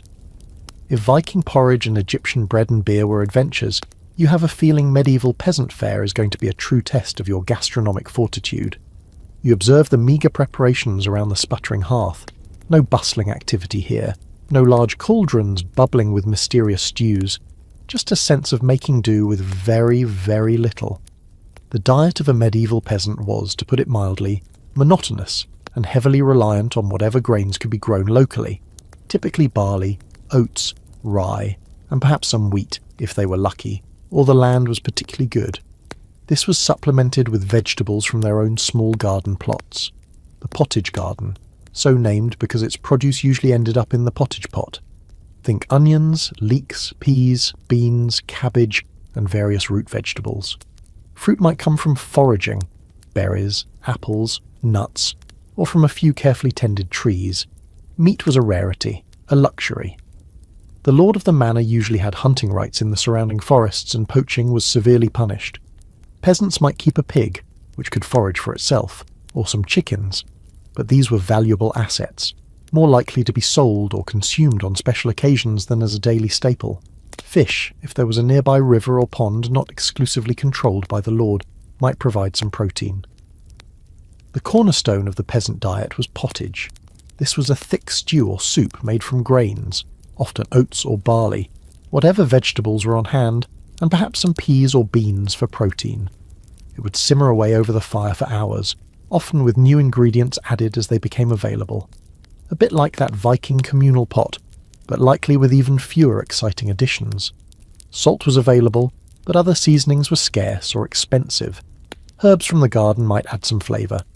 It was filling, it was usually nutritious enough to keep you going, but it was incredibly bland and repetitive. Day in, day out pottage. You can almost taste the centuries of culinary boredom. You're offered a wooden bowl of this very pottage.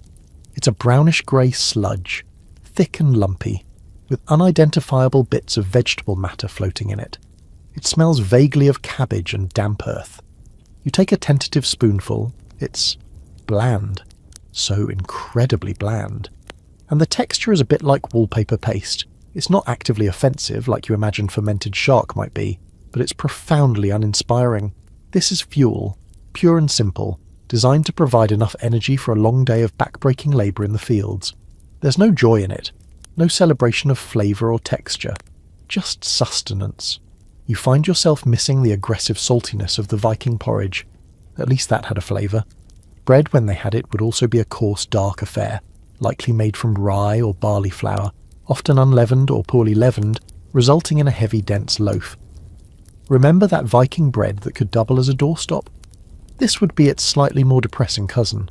Sometimes, in times of famine, flour would be bulked out with less palatable ingredients like ground acorns, beans, or even tree bark. You eye a hunk of dark bread offered with your pottage.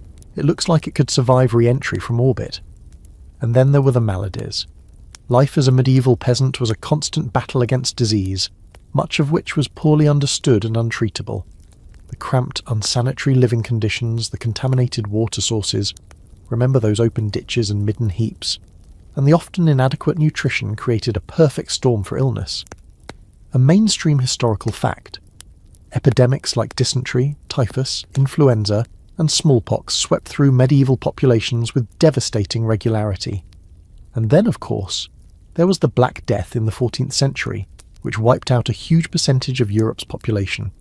Even common infections from minor wounds could be fatal without antibiotics. Medical care was rudimentary at best.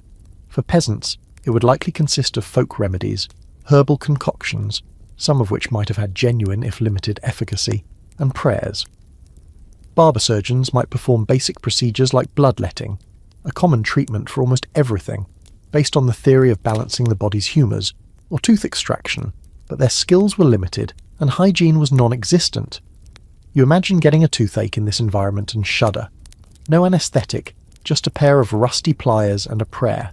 A quirky, or perhaps just grim, tidbit about medieval health is the prevalence of ergotism, also known as St. Anthony's fire. This was a disease caused by consuming rye contaminated with the ergot fungus. Symptoms included convulsions, hallucinations, gangrene, and a terrifying burning sensation in the limbs. Outbreaks could affect entire villages if the rye harvest was bad. It's a stark reminder of how closely life was tied to the food supply, and how easily that supply could become a source of suffering. Historians still argue about the average life expectancy of medieval peasants. Estimates vary, but it was certainly much lower than today, likely in the range of 30 to 35 years, though this figure is skewed by very high rates of infant and child mortality. If you survived childhood, you might live into your 40s or 50s, but a long life was by no means guaranteed, and it would likely be a life marked by chronic aches and pains from hard labour, recurring illnesses, and the constant threat of something worse. You look at the people in this hovel. Their faces are weathered, their bodies often showing the signs of toil and hardship, perhaps a limp, a missing tooth, a persistent cough. Yet there's a resilience there too, a stoicism born of necessity. They endured, they had to. You try to eat more of the pottage, forcing it down. It sits heavy in your stomach. You think of your own access to a varied diet, clean water, and modern medicine. Luxuries you take for granted, but which would seem like unimaginable miracles to the people of this time. The combination of monotonous, often inadequate food, and the constant threat of rampant, misunderstood diseases paints a truly bleak picture. Your why you wouldn't last a day hypothesis is holding up remarkably well. Here, it wouldn't just be the discomfort or the labour, it would be the constant grinding fear of starvation or sickness, the sheer precariousness of existence. You'd probably succumb to a fit of existential despair before the dysentery even had a chance to get you, or maybe just expire from sheer boredom with the pottage. The damp, despair-inducing gloom of the medieval peasant hovel dissolves, and you find yourself blinking in what is, by comparison, a more bustling and architecturally ambitious environment. But don't get too excited. The air that hits you is a truly staggering concoction of smells, a complex bouquet that makes the Viking Longhouse seem like a pleasantly scented candle shop. You're standing in a narrow cobblestone street, hemmed in by tall timber-framed buildings that lean precariously towards each other, almost blotting out the sky. The noise is cacophonous, the rattle of iron-wheeled carts, the shouts of street vendors, the clang of a distant blacksmith's hammer, dogs barking, children screaming, and a general hubbub of human activity. Welcome, you surmise, to the urban squalor of an early modern European city, perhaps sometime in the 17th century. Think London or Paris before Haussmann and the advent of modern sanitation. It's vibrant and incredibly smelly. The street itself is a marvel of filth. The cobblestones are slick with mud, animal droppings, horses are the main mode of transport and they are not house-trained, and household waste. There are no proper sewers. People simply toss their garbage, including the contents of their chamber pots, out of the windows into the street below, often with a cursory shout of "Gardez-l'eau," from the French "Gardez l'eau." Watch out for the water. You quickly learn to hug the walls and keep an eye on the upper windows. It's like playing a very high-stakes game of dodgeball, where the balls are, well, you get the idea. Gutters, if they exist, are open channels running down the centre or sides of the street, choked with refuse and stagnant water, emitting an aroma that could stun a yak at 50 paces. You thought the medieval peasant hovel was bad for sanitation? This is that, concentrated and amplified by thousands of people living cheek by jowl. The buildings loom over you, their upper stories often jettied out over the street, further reducing light and airflow. They are picturesque in a grimy, haphazard way, but also tinderboxes. Fire was a constant hazard in these densely packed cities built largely of wood and plaster. A stray spark from a hearth or a dropped candle could quickly lead to a devastating conflagration. You recall reading about the Great Fire of London in 1666, which destroyed a huge portion of the medieval city. Living here would mean constantly being aware of that threat. A mainstream historical fact. Urban populations in Europe grew significantly during the early modern period, but infrastructure like clean water supplies and waste disposal systems lagged far behind. This led to incredibly unsanitary conditions and made cities breeding grounds for disease.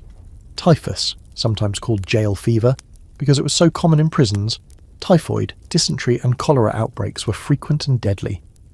And, of course, the plague, while its most devastating pandemic was in the 14th century, continued to make terrifying reappearances.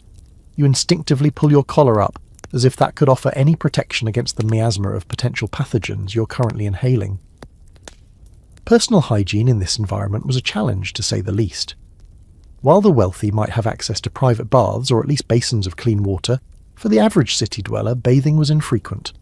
Water was often scarce and potentially contaminated, and public bathhouses, which had been more common in earlier periods, had largely fallen out of favour, partly due to concerns about morality and the spread of disease, ironically. People relied on perfumes, powders and linen clothes, which were changed more frequently than outer garments and believed to absorb bodily grime, to maintain a semblance of cleanliness.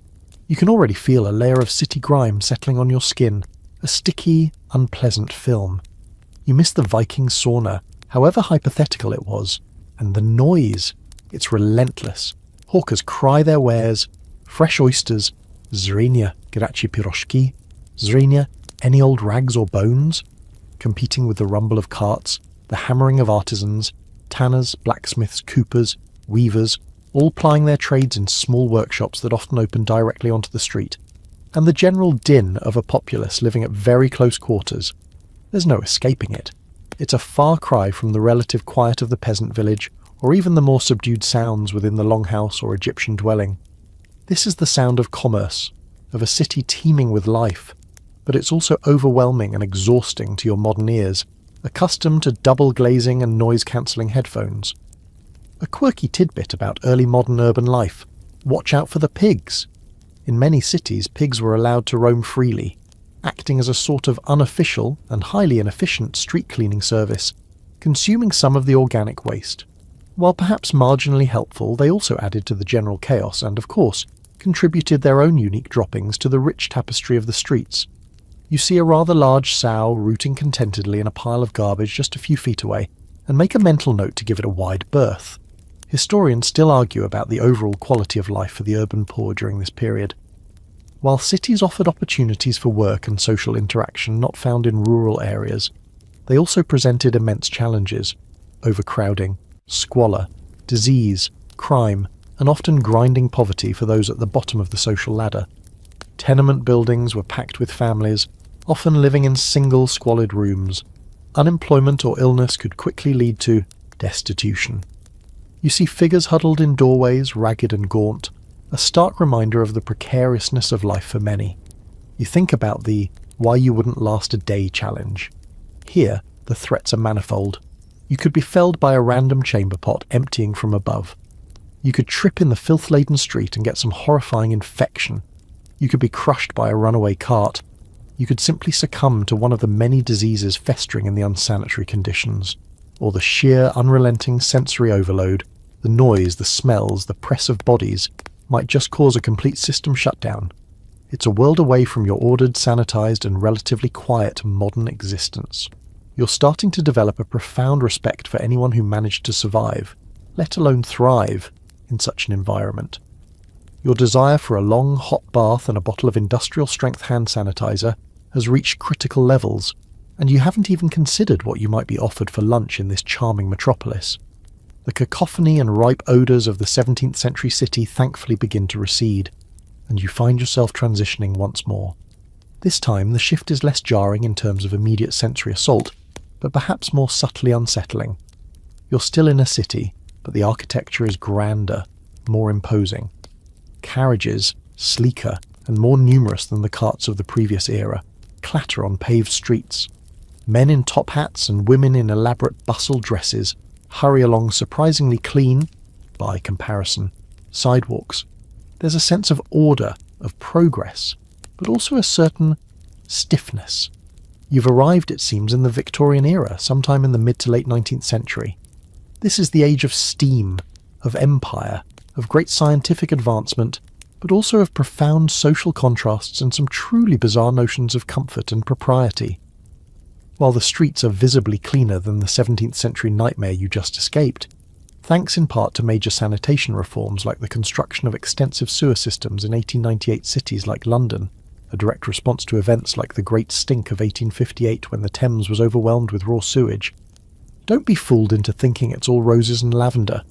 Coal smoke from countless factory chimneys and domestic hearths hangs heavy in the air, creating a perpetual smog that coats buildings in a layer of soot and can, on bad days, make breathing difficult. This is the infamous pea super fog you've read about. So while you might not be dodging flying chamber pots, your lungs are still getting a historical workout. A mainstream historical fact, the Victorian era was a period of immense industrialisation and urbanisation, leading to massive population growth in cities. This created unprecedented wealth for some, but also appalling poverty and overcrowding for many others, living in sprawling slums often hidden just behind the grand facades of the prosperous thoroughfares. The contrast between the lives of the rich and the poor was stark and often brutal.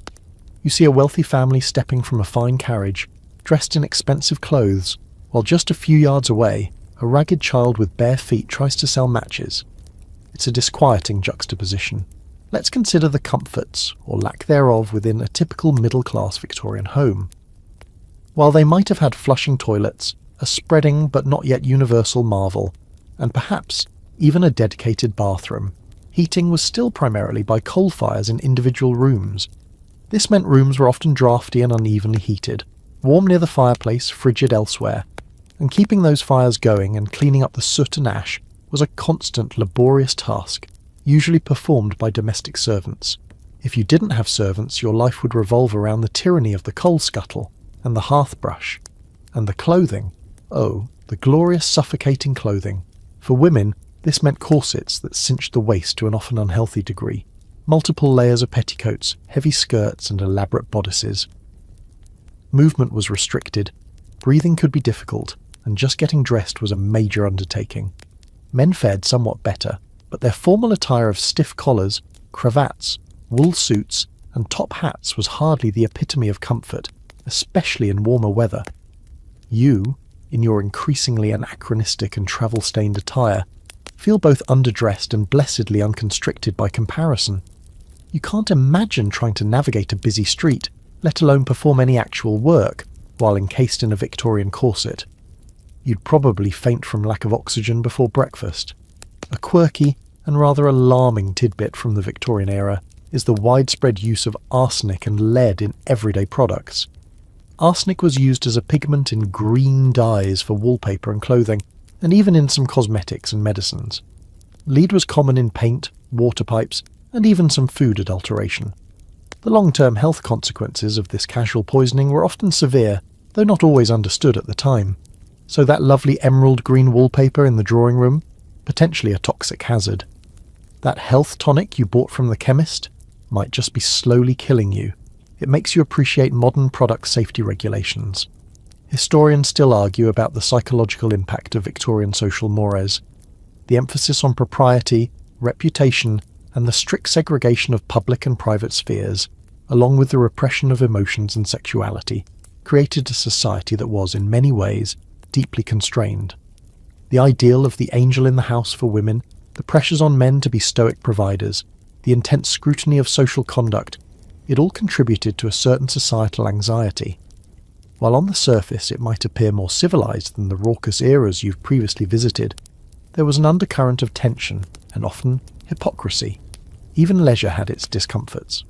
Think of those early bone-shaker bicycles, or the rigid formality of a Victorian dinner party with its endless courses and strict rules of etiquette. Or consider the popular seaside holidays where bathing machines were used to preserve modesty, trundling swimmers into the chilly sea in what amounted to a small wooden hut on wheels. It's a far cry from a casual day at the beach. The advances were undeniable. Railways revolutionising travel, the telegraph shrinking communication distances, medical breakthroughs like anaesthesia and antiseptic surgery, though the latter was slow to be adopted. But these advancements coexisted with profound social problems and some truly baffling discomforts. You see a gas lamp being lit on the street as dusk begins to fall, a symbol of modern progress. Yet, in a nearby alleyway, you glimpse the shadowy entrance to what is likely a squalid, overcrowded tenement, a symbol of enduring poverty. This era feels different from the others. The threats are less about immediate raw survival, though for the very poor that was still a daily reality, and more about navigating a complex, often contradictory society. It's about conforming to rigid expectations, enduring physical discomforts in the name of fashion or propriety, and breathing air thick with coal smoke. You wouldn't last a day, perhaps not because of imminent peril, but because you'd inadvertently commit some dreadful social faux pas, or simply because your modern desire for comfortable clothing and clean air would become unbearable. The Victorian era, for all its grandeur and innovation, seems to have perfected the art of polite discomfort. And you are definitely not dressed for the occasion. The clatter of Victorian carriages and the scent of coal smoke seem to be swept away by an immense sighing wind. The grand, soot-stained buildings dissolve, replaced by an endless, undulating expanse of grass, under a sky so vast it feels almost oppressive. You're standing on the American prairie, sometime in the latter half of the 19th century. Gone is the polite, if sometimes suffocating, society of the Victorian city. Here, there is only the wind, the grass, and a profound, almost terrifying sense of isolation. If you are seeking an escape from the constraints of corsets and urban smog, you've certainly found it, though you may have traded one set of profound discomforts for another, far more elemental kind. Your historical endurance test continues, this time on the windswept plains where pioneer spirit met a very harsh reality. The first thing that strikes you is the sheer emptiness. The horizon stretches in every direction, an unbroken line where the pale grass meets the impossibly big sky. There are no trees, no familiar landmarks, just mile upon mile of waving prairie grass. The wind is a constant companion, sometimes a gentle whisper, other times a howling gale that seems to scour the very soul. It whips at your increasingly tattered clothes, which are once again woefully inappropriate for your new surroundings, and fills your ears with a ceaseless rushing sound. It's like the universe forgot to put anything else here, except grass and regret.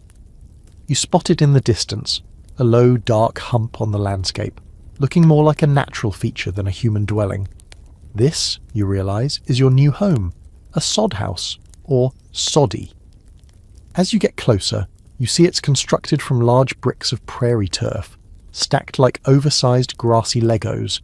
The roof is also made of sod, laid over a framework of whatever scarce timber could be found or afforded, perhaps cottonwood poles from a distant riverbank. A mainstream historical fact for you: the Homestead Act of 1862 encouraged settlement of the American West by offering 160 acres of federal land to citizens who were willing to live on it, cultivate it, and build a dwelling. For many pioneers, timber was scarce and expensive, making sod the most practical and often only building material available. Building one of these was back-breaking labour. Imagine cutting through the thick, tangled roots of prairie grass with a breaking plough, wrestling heavy strips of sod, often called prairie marble with a good dose of irony, into place, layer by layer. Your shoulders ache just thinking about it. The walls are thick, offering surprisingly good insulation against the brutal prairie winters and the scorching summer heat. But the interior, well, it's an acquired taste. You duck through a low doorway. It's dark, the only light coming from the doorway itself and perhaps a single small greased paper window. The floor is packed earth again. The air smells strongly of damp soil, old grass, and a faint smoky scent from a small stove or hearth, fueled by precious wood or more likely dried buffalo or cow chips. Yes, you read that right. Fuel was so scarce that prairie coal, animal dung, was a common and necessary resource. Romantic, isn't it? The ceiling is low, and you can see the underside of the sod roof, complete with dangling grass roots, and, you suspect, a thriving ecosystem of insects and small creatures. A quirky and rather unsettling tidbit about sod houses is that they were notorious for dropping dirt, debris, and unwelcome visitors, like mice, spiders, and even the occasional snake from the ceiling, especially after a rain. Families often stretched canvas or cloth under the worst spots to catch the fallout. Dinner and shower all at once. Life here is a relentless struggle against the elements and the unyielding land. Farming this virgin prairie was incredibly tough. The sod was thick and hard to break. Droughts were frequent, searing the crops in the fields. Blizzards in winter could rage for days, isolating families completely and threatening livestock. Prairie fires, sparked by lightning or human carelessness, could sweep across the plains with terrifying speed, destroying everything in their path.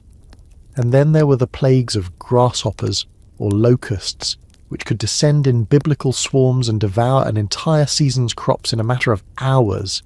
It's like Mother Nature was actively trying to discourage settlement, throwing everything she had at these determined, or perhaps just desperate, pioneers.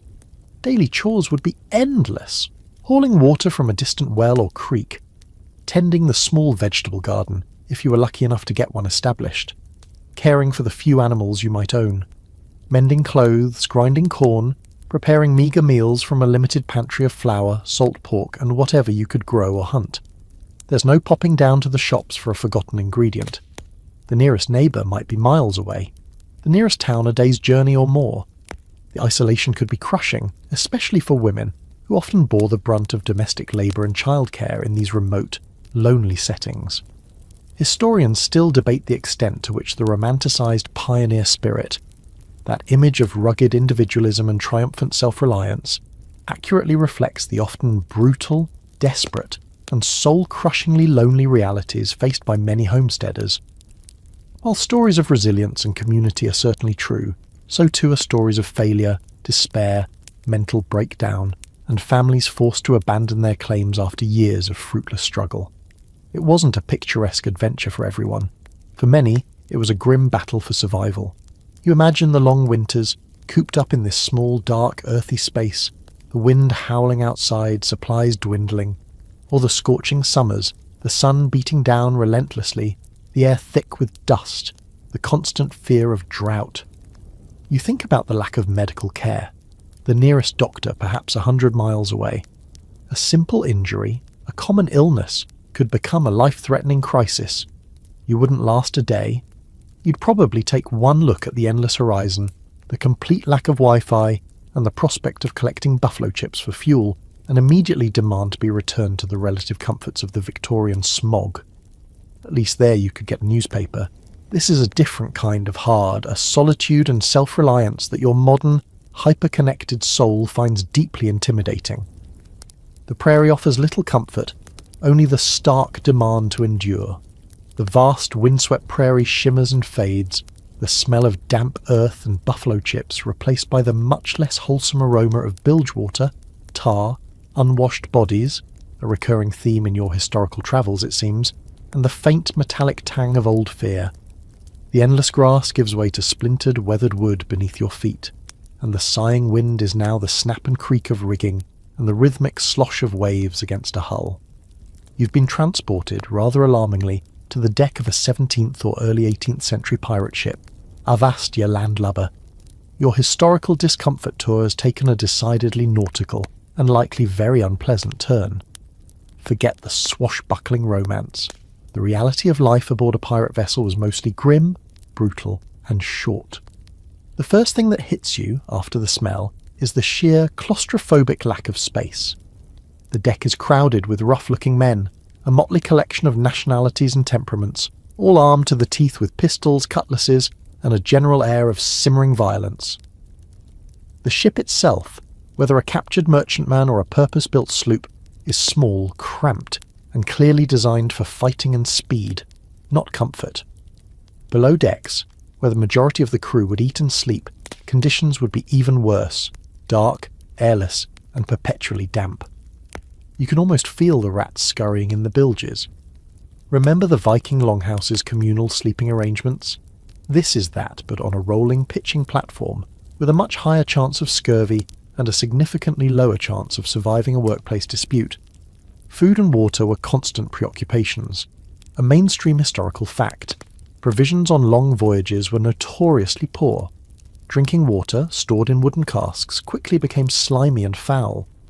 Food consisted mainly of salted meat, beef or pork, so heavily brined it was almost inedible, often referred to as salt horse. Hardtack, a dry, incredibly hard biscuit, frequently infested with weevils. Sailors joked about eating them in the dark so you couldn't see what else you were consuming, and perhaps some dried peas or beans. Fresh food was a rare luxury, usually only available immediately after raiding a ship or landing ashore. This poor diet led inevitably to deficiency diseases like scurvy, caused by a lack of vitamin C, which resulted in rotting gums, open sores, and eventually death. You eye a barrel labelled biscuits, with deep suspicion, and make a mental note to politely decline any culinary offerings. Your teeth already feel a bit loose just thinking about it. Then there's the hygiene, or rather, the almost complete lack of it. Bathing was infrequent, if ever. Fresh water was too precious to waste on washing. The heads, the ship's toilets, were often just platforms or seats extending over the side of the ship, usually near the bow, offering a very public and often very splashy experience, especially in rough seas. With dozens, sometimes hundreds, of men crammed into a small vessel for months on end, with no laundry facilities and minimal personal cleanliness, the stench must have been overpowering, and of course this environment was a paradise for lice, fleas, and disease. Typhus, again, dysentery and various fevers would sweep through a ship's crew with deadly efficiency. You suddenly feel an intense nostalgia for the relatively benign grime of the prairie sod house. Discipline aboard a pirate ship, while perhaps less formally structured than a naval vessel, could be incredibly brutal. While pirate crews often operated under a set of articles, or a code of conduct that they all agreed to, a surprisingly democratic feature, often outlining shares of plunder and rules for onboard behaviour, punishments for infractions could be swift and savage. Flogging was common. Keel hauling, where a man was dragged under the ship's hull from one side to the other, was a particularly gruesome punishment, often resulting in death or severe injury from barnacles and drowning. Marooning, being abandoned on a deserted island with minimal supplies, was another favourite. You observe the hard, weathered faces around you, the casual way they handle their weapons, and decide that absolute, unquestioning obedience is your only viable strategy here. This is not the place for witty banter or questioning authority. A quirky, though grim, tidbit about pirate life is the constant threat from within. While united against their prey, pirate crews were often volatile collections of desperate men. Disputes over plunder, accusations of cheating, or simple personality clashes could easily erupt into violence. Trust was a fragile commodity. The captain, often elected by the crew, ruled by a combination of charisma, ruthlessness, and the ability to deliver results, i.e., successful raids. A captain who failed to bring in loot, or who was perceived as unfair, could quickly find himself facing a mutiny. It's like a high-stakes corporate environment, but with more cutlasses and fewer HR complaints. Historians still argue about the true motivations and character of the average pirate. Were they all bloodthirsty villains, or were some driven by desperation, escaping harsh naval discipline or poverty? The reality is likely a complex mix. Many were undoubtedly hardened criminals, but others may have seen piracy as a form of rebellion, or simply the best available option in a brutal world. Regardless of their motivations, their lives were almost invariably short and violent. The average career of a pirate lasted only a few years, ending in battle, shipwreck, disease, or at the end of a hangman's rope. You cling to a railing as the ship pitches and rolls, the deck slick with sea spray and who knows what else. The noise is a constant assault. The creak of timbers, the roar of the wind in the rigging, the shouts of the crew, the crash of waves. There is no peace, no quiet, no escape. And always, there's the underlying tension, the knowledge that at any moment you could be plunged into a desperate, bloody battle for your life, or succumb to some foul disease in a cramped, stinking hammock. You wouldn't last a day. You'd probably be seasick within the first hour, incapacitated by the smell within 2, and either thrown overboard as useless or dead from sheer terror before sunset. Your appreciation for dry land, stable flooring, and non-weevil infested food is growing exponentially. The pirate life is definitely not for you. The pitching deck of the pirate ship and the stench of the high seas dissolve, and you find yourself on solid, sun-baked earth once more. But this is no windswept prairie. The air is hot, dry, and carries the scent of dust, sweat, and something else. A faint coppery tang that makes the hairs on the back of your neck prickle. You're in a large sandy enclosure surrounded by high walls. Other men, stripped to loincloths, their bodies glistening with sweat and marked with scars, are engaged in strenuous, repetitive exercises, practicing with wooden swords, lunging at straw dummies, wrestling in the dust. The atmosphere is one of brutal discipline and barely suppressed aggression. You've landed, it seems, in a ludus, a Roman gladiator school. Your historical discomfort tour has just taken a turn towards a very specific, very deadly form of entertainment, and you, my friend, look like fresh, untrained meat. The life of a trainee gladiator or tiro was one of unremitting hardship and constant danger. Most gladiators were slaves, prisoners of war or condemned criminals, though some free men, often desperate or debt-ridden, volunteered, seeking fame or fortune. Regardless of their origin, once they entered the ludus, their lives were no longer their own. They were property, bought and trained by a lanista, the owner and head trainer of the school, to fight and die for the entertainment of the Roman masses. Forget any romantic notions of noble warriors choosing their fate. This was a brutal, exploitative business. The training was incredibly rigorous and designed to turn raw recruits into efficient killing machines. A mainstream historical fact. Gladiators were highly specialized, trained in specific fighting styles with particular types of weapons and armor, like the Murmillo with his large shield and sword, the Retiarius with his net and trident, or the Thraex with his small shield and curved dagger. This specialization made for more interesting and varied matchups in the arena. Your training would focus on one such style, endlessly drilling techniques, building strength and stamina, and learning to endure pain. You watch a trainer, a hard-bitten veteran with a whip in his hand, savagely berating a clumsy recruit. Discipline is harsh and immediate. There are no appeals, no gentle corrections. Failure to perform could result in a beating, or worse. The living conditions in the ludus were basic and crowded. Gladiators lived in small cells, often sleeping on straw. Diet, however, was usually a point of focus for the lanista. While not luxurious, it was designed to build muscle and strength. They were often fed a high-carbohydrate diet, rich in barley, earning them the nickname hordiari, or barley men, beans, and other energy-giving foods. This sometimes resulted in them being a bit on the chubby side by modern athletic standards, but that layer of subcutaneous fat could offer some protection against superficial cuts in the arena. You look at your own physique, decidedly unbarley-fed, and feel a pang of inadequacy. You're not sure you're built for this kind of sustained, brutal physical exertion. And then there was the constant shadow of the arena.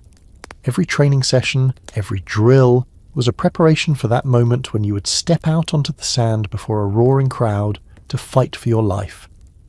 The psychological pressure must have been immense.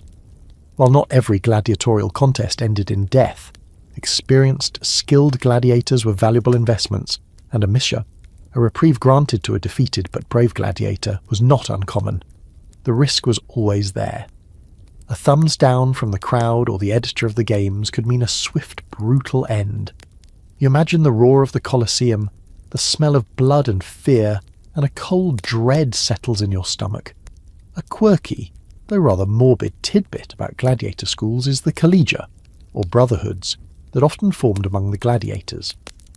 Despite being trained to fight each other, these men, living and training in close, harsh conditions, often developed strong bonds of camaraderie and mutual support.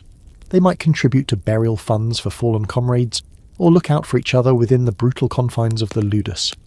It's a poignant reminder of humanity finding ways to assert itself even in the most dehumanizing circumstances. Historians still argue about the exact odds of survival for a gladiator. While popular culture often portrays it as a near-certain death sentence, archaeological evidence, such as gladiator cemeteries showing many healed wounds, and written sources suggest that some gladiators could survive for many fights, even achieving a degree of fame and very rarely freedom, symbolized by the awarding of a wooden sword, the rudis.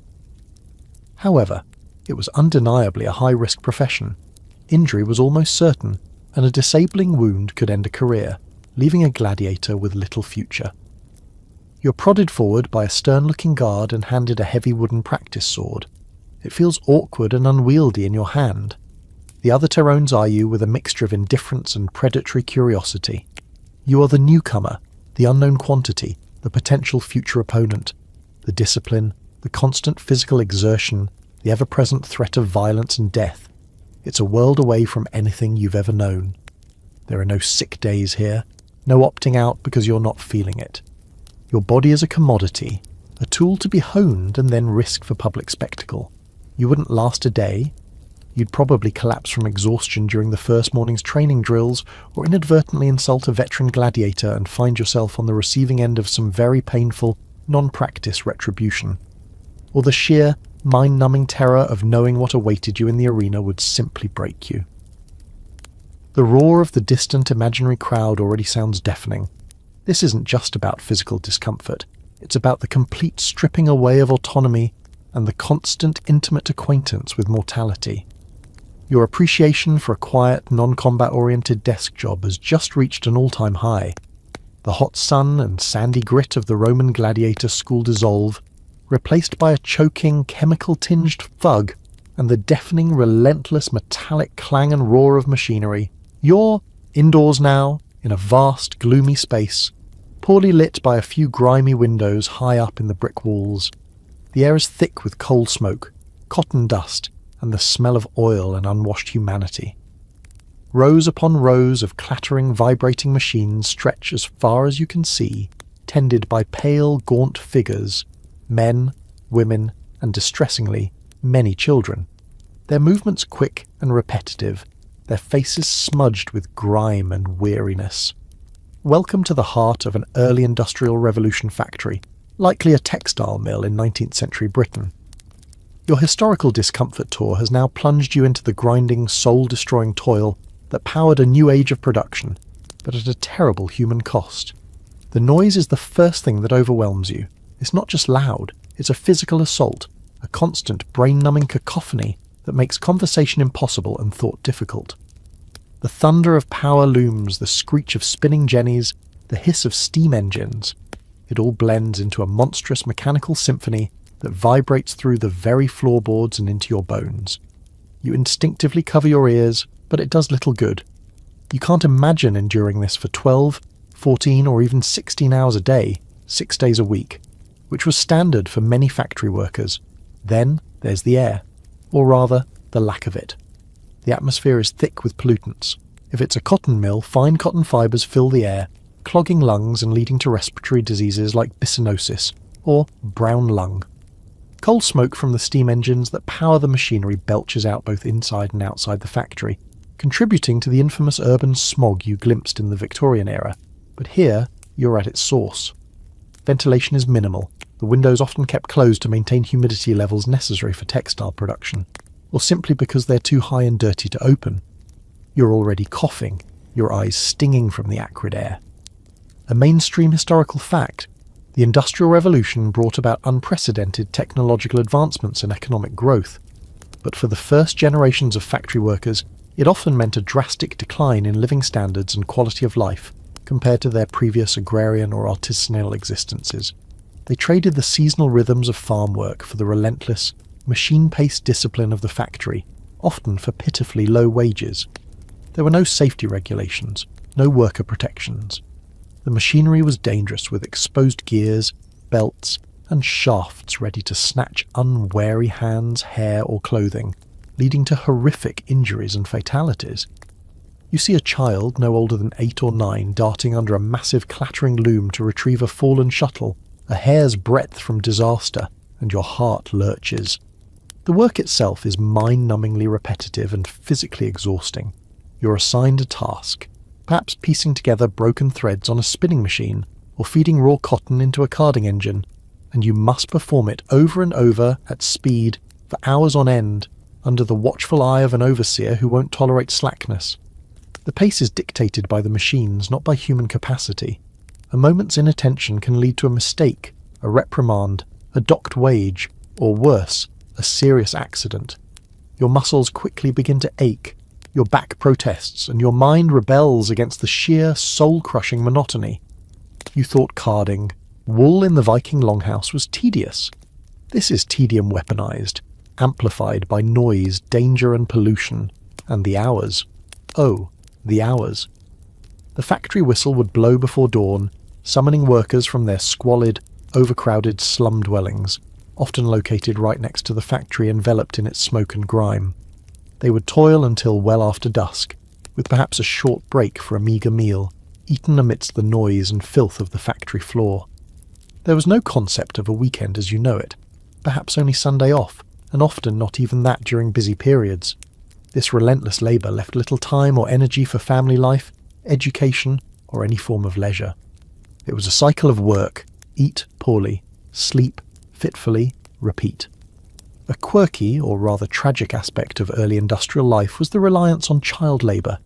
Children, with their small, nimble fingers, were considered ideal for certain tasks, especially in textile mills. They were also cheaper to employ and easier to control than adults. Many started working from the age of 5 or 6, enduring the same long hours and dangerous conditions as their parents, for a fraction of the pay. Their childhoods were stolen, their health ruined, their futures bleak. It's a horrifying thought, seeing these small figures toiling amidst the monstrous machinery. Historians still debate the overall impact of the Industrial Revolution, weighing its long-term benefits in terms of technological progress and increased productivity against the immense human suffering it caused in its early stages. While it eventually led to higher living standards for many, for those who lived and died in these first factories, it was often a period of unmitigated misery and exploitation. There were reformers who spoke out against these conditions, like Lord Shaftesbury in Britain, who campaigned for factory acts to limit working hours and improve safety, but progress was slow and hard-won. You wouldn't last a day? You'd probably be deafened by noon, choking on cotton dust by mid-afternoon, and either maimed by a machine or collapsing from sheer exhaustion and despair before your first shift even ended. The sheer, dehumanizing brutality of the environment, the relentless noise, the polluted air, the constant danger, and the crushing monotony. It's a vision of hell forged in iron and steam. Your appreciation for worker rights, safety regulations, Clean Air Acts, and the 8-hour workday skyrockets to an entirely new dimension. This isn't just discomfort, it's a systematic assault on human dignity. The deafening roar of the Industrial Revolution factory fades, the metallic tang of oil and coal smoke replaced by the primal scents of damp earth, cold stone, and the musky aroma of animal hides. The oppressive man-made structures dissolve, and you find yourself in the dim, flickering light of a fire, deep within the mouth of a cave. The air is cold, carrying the distant howl of a wolf and the drip, drip, drip of water seeping through limestone. Rough, unadorned rock walls curve around you, and the floor is uneven, littered with animal bones and chipped stones. You've journeyed back, way back, to the very dawn of human experience, to the life of a prehistoric cave dweller. Your historical endurance test has reached its most elemental, most stripped-down stage. Forget lasting a day. Surviving an hour here will be a profound challenge. The first thing that strikes you is the profound silence, broken only by the crackle of the fire, the drip of water, and those unnerving sounds from the wilderness outside. It's a silence that speaks of immense solitude and ever-present danger. The comforts of even the most basic historical societies you've visited, the Viking Longhouse's communal warmth, the Egyptian village's shared labour, even the medieval peasants' meagre but established community, are utterly absent here. You are, or at least feel, profoundly alone, reliant on nothing but your own wits and the most primitive of tools for survival. Shelter is this cave. It offers protection from the worst of the elements, the biting wind, the snow, the rain, and a defensible position against predators. But it's also damp, cold, and utterly without modern amenities. No central heating, no running water, except for that irritating drip, no comfortable Axminster carpet, just cold, hard rock. The fire is the heart of this existence, providing not only warmth and light, but also a means to cook food, if you can get any, and deter the things that lurk in the darkness beyond its flickering glow. Keeping that fire going is a constant, critical task. Running out of fuel isn't an option, a mainstream historical fact. For vast stretches of human prehistory, the Paleolithic or Old Stone Age for instance, which lasted for millions of years, our ancestors lived as hunter-gatherers, relying on foraging for edible plants and hunting wild animals for sustenance. They lived in small nomadic groups, following animal migrations and seasonal food sources, often using caves or rock shelters as temporary or seasonal homes. Their lives were intimately tied to the natural world, a world that was both provider and constant threat. Food acquisition is the primary all-consuming daily struggle. You see a collection of crudely sharpened sticks, primitive spears, and chipped stone tools that look like they require immense skill and patience to create, let alone use effectively. Hunting would involve tracking animals, often large and dangerous, mammoths, bison, cave bears, using stealth, cooperation, if you're part of a small band, and a deep understanding of animal behaviour. Failure means hunger, injury, without any medical care beyond perhaps some chewed herbs or a poultice of mud, could easily mean death, either from the wound itself or from subsequent infection. Foraging for plants, roots, berries, and nuts would be equally important, requiring extensive knowledge of what was edible and what was poisonous. You look at your own soft hands, utterly unsuited for napping flint or digging for tubers, and feel a profound sense of uselessness. Your survival skills honed by navigating supermarket aisles and online ordering are hilariously inadequate here. And then there are the predators. Saber-toothed cats, giant cave bears, packs of wolves. The prehistoric world was teeming with animals that would view a lone, unskilled human as an easy meal. Every venture out of the cave to hunt, gather, or fetch water would be fraught with peril. Even within the cave, vigilance would be constant, especially at night. The fire is your main defense, but it needs to be fed. You imagine huddling close to the flames, listening to the terrifying roars and snarls from the darkness, hoping the flimsy barrier of firelight will be enough to keep them at bay. A quirky, though perhaps speculative, tidbit about cave life. Some of the earliest art in the world is found in caves. Stunning paintings of animals, hunting scenes, and abstract symbols, created tens of thousands of years ago. What drove these early humans to create such beautiful and often inaccessible art in the depths of dark caves, using primitive pigments and flickering torchlight? Was it ritual, magic, storytelling, or simply an innate human urge to create and make sense of their world? It's a profound mystery that connects us directly to these ancient ancestors. You peer at the cave walls, half expecting to see the faint outline of a bison or a handprint. Historians, or rather prehistorians and archaeologists, still argue about many aspects of daily life in these remote eras, as the evidence is scarce and often open to interpretation. What was the exact nature of their social structures, their belief systems, their communication? We can infer much from skeletal remains, stone tools, and cave art, but many details remain shrouded in the mists of deep time. What is clear is that life was incredibly harsh, a constant struggle for the barest essentials. You shiver despite the fire, The cold from the stone floor seems to seep into your bones. Your modern clothing, which has now been through a Viking Longhouse, Egyptian heat, medieval damp, urban grime, Victorian smog, prairie winds, pirate ships, gladiator schools and factory pollution, is practically disintegrating and offers no protection against this primal chill. You are hungry, you are cold, you are probably terrified, and you are acutely aware of your own fragility.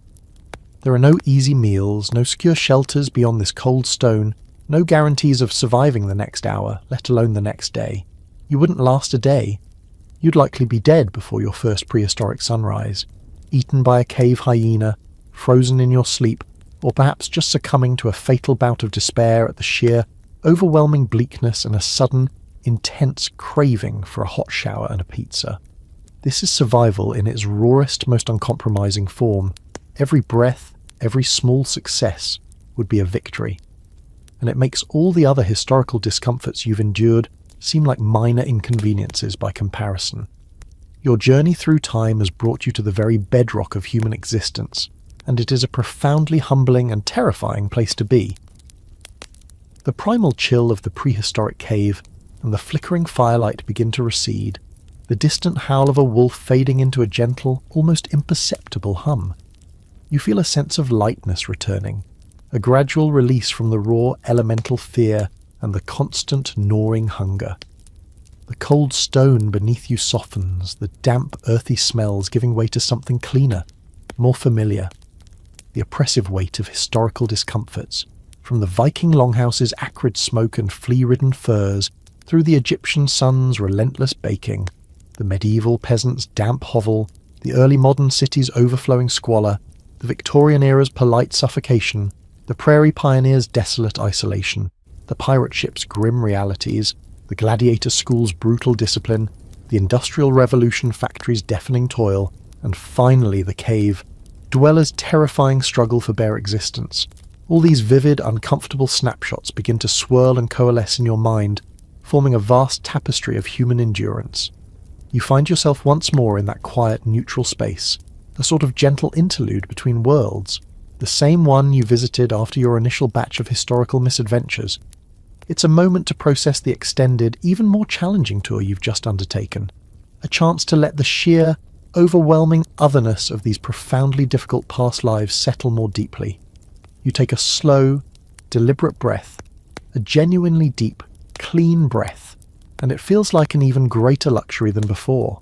The simple act of breathing air that doesn't sting your eyes, choke your lungs with dust or smoke, or carry the stench of disease and decay, is a profound, almost spiritual relief. You reflect on the common threads that ran through all those disparate eras, now with an even greater appreciation for their severity. The constant grinding labour, not just for basic necessities, but often for the mere chance to see another sunrise. The ever-present, inescapable threat of disease, malnutrition and violence, often misunderstood and utterly untreatable, making life a precarious, fleeting gamble. The utter lack of personal space, privacy, or autonomy, concepts so ingrained in your modern sensibilities yet so alien to the communal, hierarchical, or brutally constrained living arrangements of the past. The relentless sensory assaults, the smells, the textures, the noises, the extreme temperatures that would have been the unyielding daily reality for countless generations, but which your 21st century self found almost catastrophically unbearable.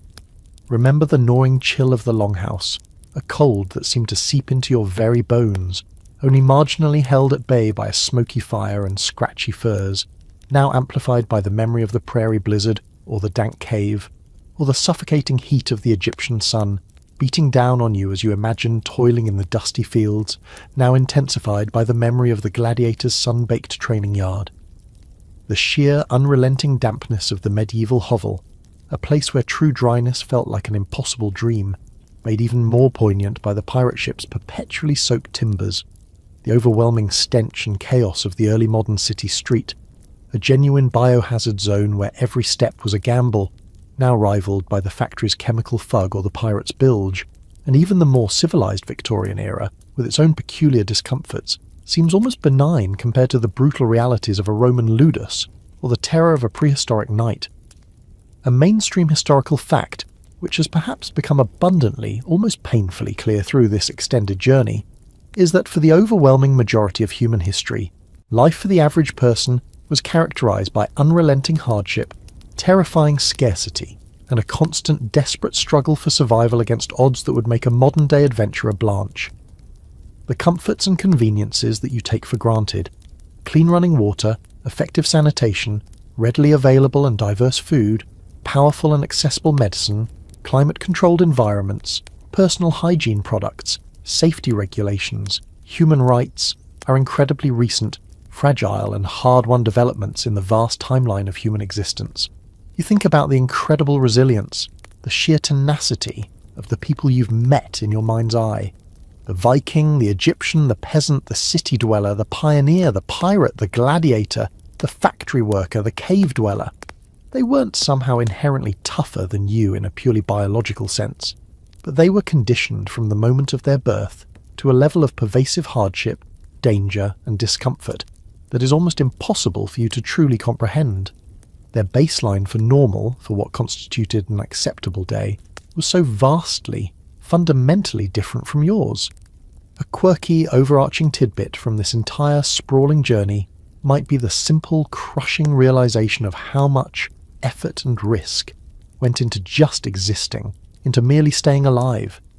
Every mouthful of food, every piece of crude clothing, every moment of relative warmth or shelter was the result of direct, often perilous human labour and a good measure of luck. There were no safety nets, no guarantees, no easy options. This constant, unyielding struggle shaped their bodies, their minds, their communities, and their perception of the world.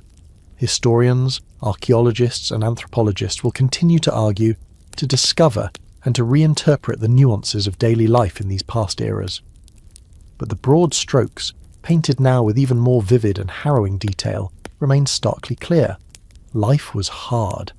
Life was often brutally short, and life was, by your modern standards, an almost unimaginable litany of discomforts and dangers. Your extended imaginary foray into these worlds, your not lasting a day, or even an hour in some cases in each, has hopefully fostered not a sense of superiority, nor a morbid fascination, but a profound, almost overwhelming sense of gratitude. Gratitude for the scientific advancements, the social progress, the sheer human ingenuity and empathy that have, for many, transformed the human condition so radically. You realise that the purpose of this journey wasn't just to catalogue historical discomforts for a sleepless night, or to make you feel momentarily smug about your heated blankets, your well-stocked refrigerator, and your extensive tea collection, though those are certainly definitely worth appreciating more than ever. It was to connect, in some small, visceral way, with the vast, deep ocean of human experience that came before you, to understand, even a little, the foundations of suffering and endurance upon which your own relatively comfortable world is built. It's a stark reminder that progress is not linear or inevitable, and that the comforts and freedoms you enjoy are precious, potentially fragile, and were bought at a very high price by those who came before.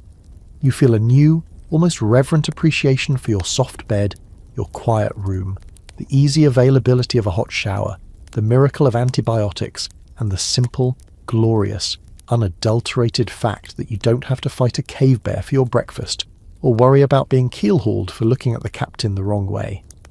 As these thoughts settle, a deep sense of weariness washes over you, a profound exhaustion, but it's a strangely peaceful weariness, the kind that comes after a long, arduous and deeply thought-provoking journey, the kind that signals an undeniable readiness for genuine, untroubled and profoundly grateful rest.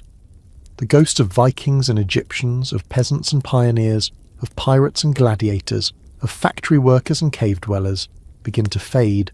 Their smoky, dusty, damp, dangerous reality is receding as your own comfortable, blessedly safe present reasserts itself with gentle insistence. The soft hum of your fan, perhaps, or the gentle, steady glow of a distant street lamp filtering through your curtains feels wonderfully, reassuringly modern and profoundly peaceful. The trials of the Longhouse, the stench of the medieval street, the oppressive heat of the Nile, the grinding toil of the factory, the primal fear of the cave, these are now just fading echoes, stories to lull you into an even deeper appreciation of your own quiet, clean, and comfortable sanctuary. You can let go of the need to chop wood for the fire, or fight for your share of weevil-infested hardtack, or worry about the contents of the chamber pot being emptied from the window above. No pottage, no salt horse, no desperate foraging awaits you for breakfast, unless you happen to be a particularly adventurous and historically committed chef with a penchant for extreme culinary reenactment. Your eyelids feel exceptionally heavy now, the accumulated weight of centuries of imaginary hardship and historical empathy pressing them gently, irrevocably closed. The images of those past lives, once so vivid and demanding, now soften and blur, becoming like half-forgotten, distant dreams, their sharp edges smoothed by the balm of your present comfort. The myriad discomforts you vicariously experienced, from the mundane to the terrifying, only serve to heighten the profound, almost sacred comfort of your own bed, the gentle, unwavering support of your pillow, the clean, fresh, untainted air in your room. You're safe, you're warm, you're blessedly, wonderfully free from the immediate, pressing, life-or-death concerns that shape the days and nights, the very existence of those who came before. Let the gentle, soothing cadence of this thought guide you further and further into stillness, into profound peace. The long journey is truly over for tonight. Allow yourself to drift, to float, to sink into a truly restful, deeply appreciative and well-deserved slumber, wrapped in the quiet, unassuming and now deeply cherished luxury of the now.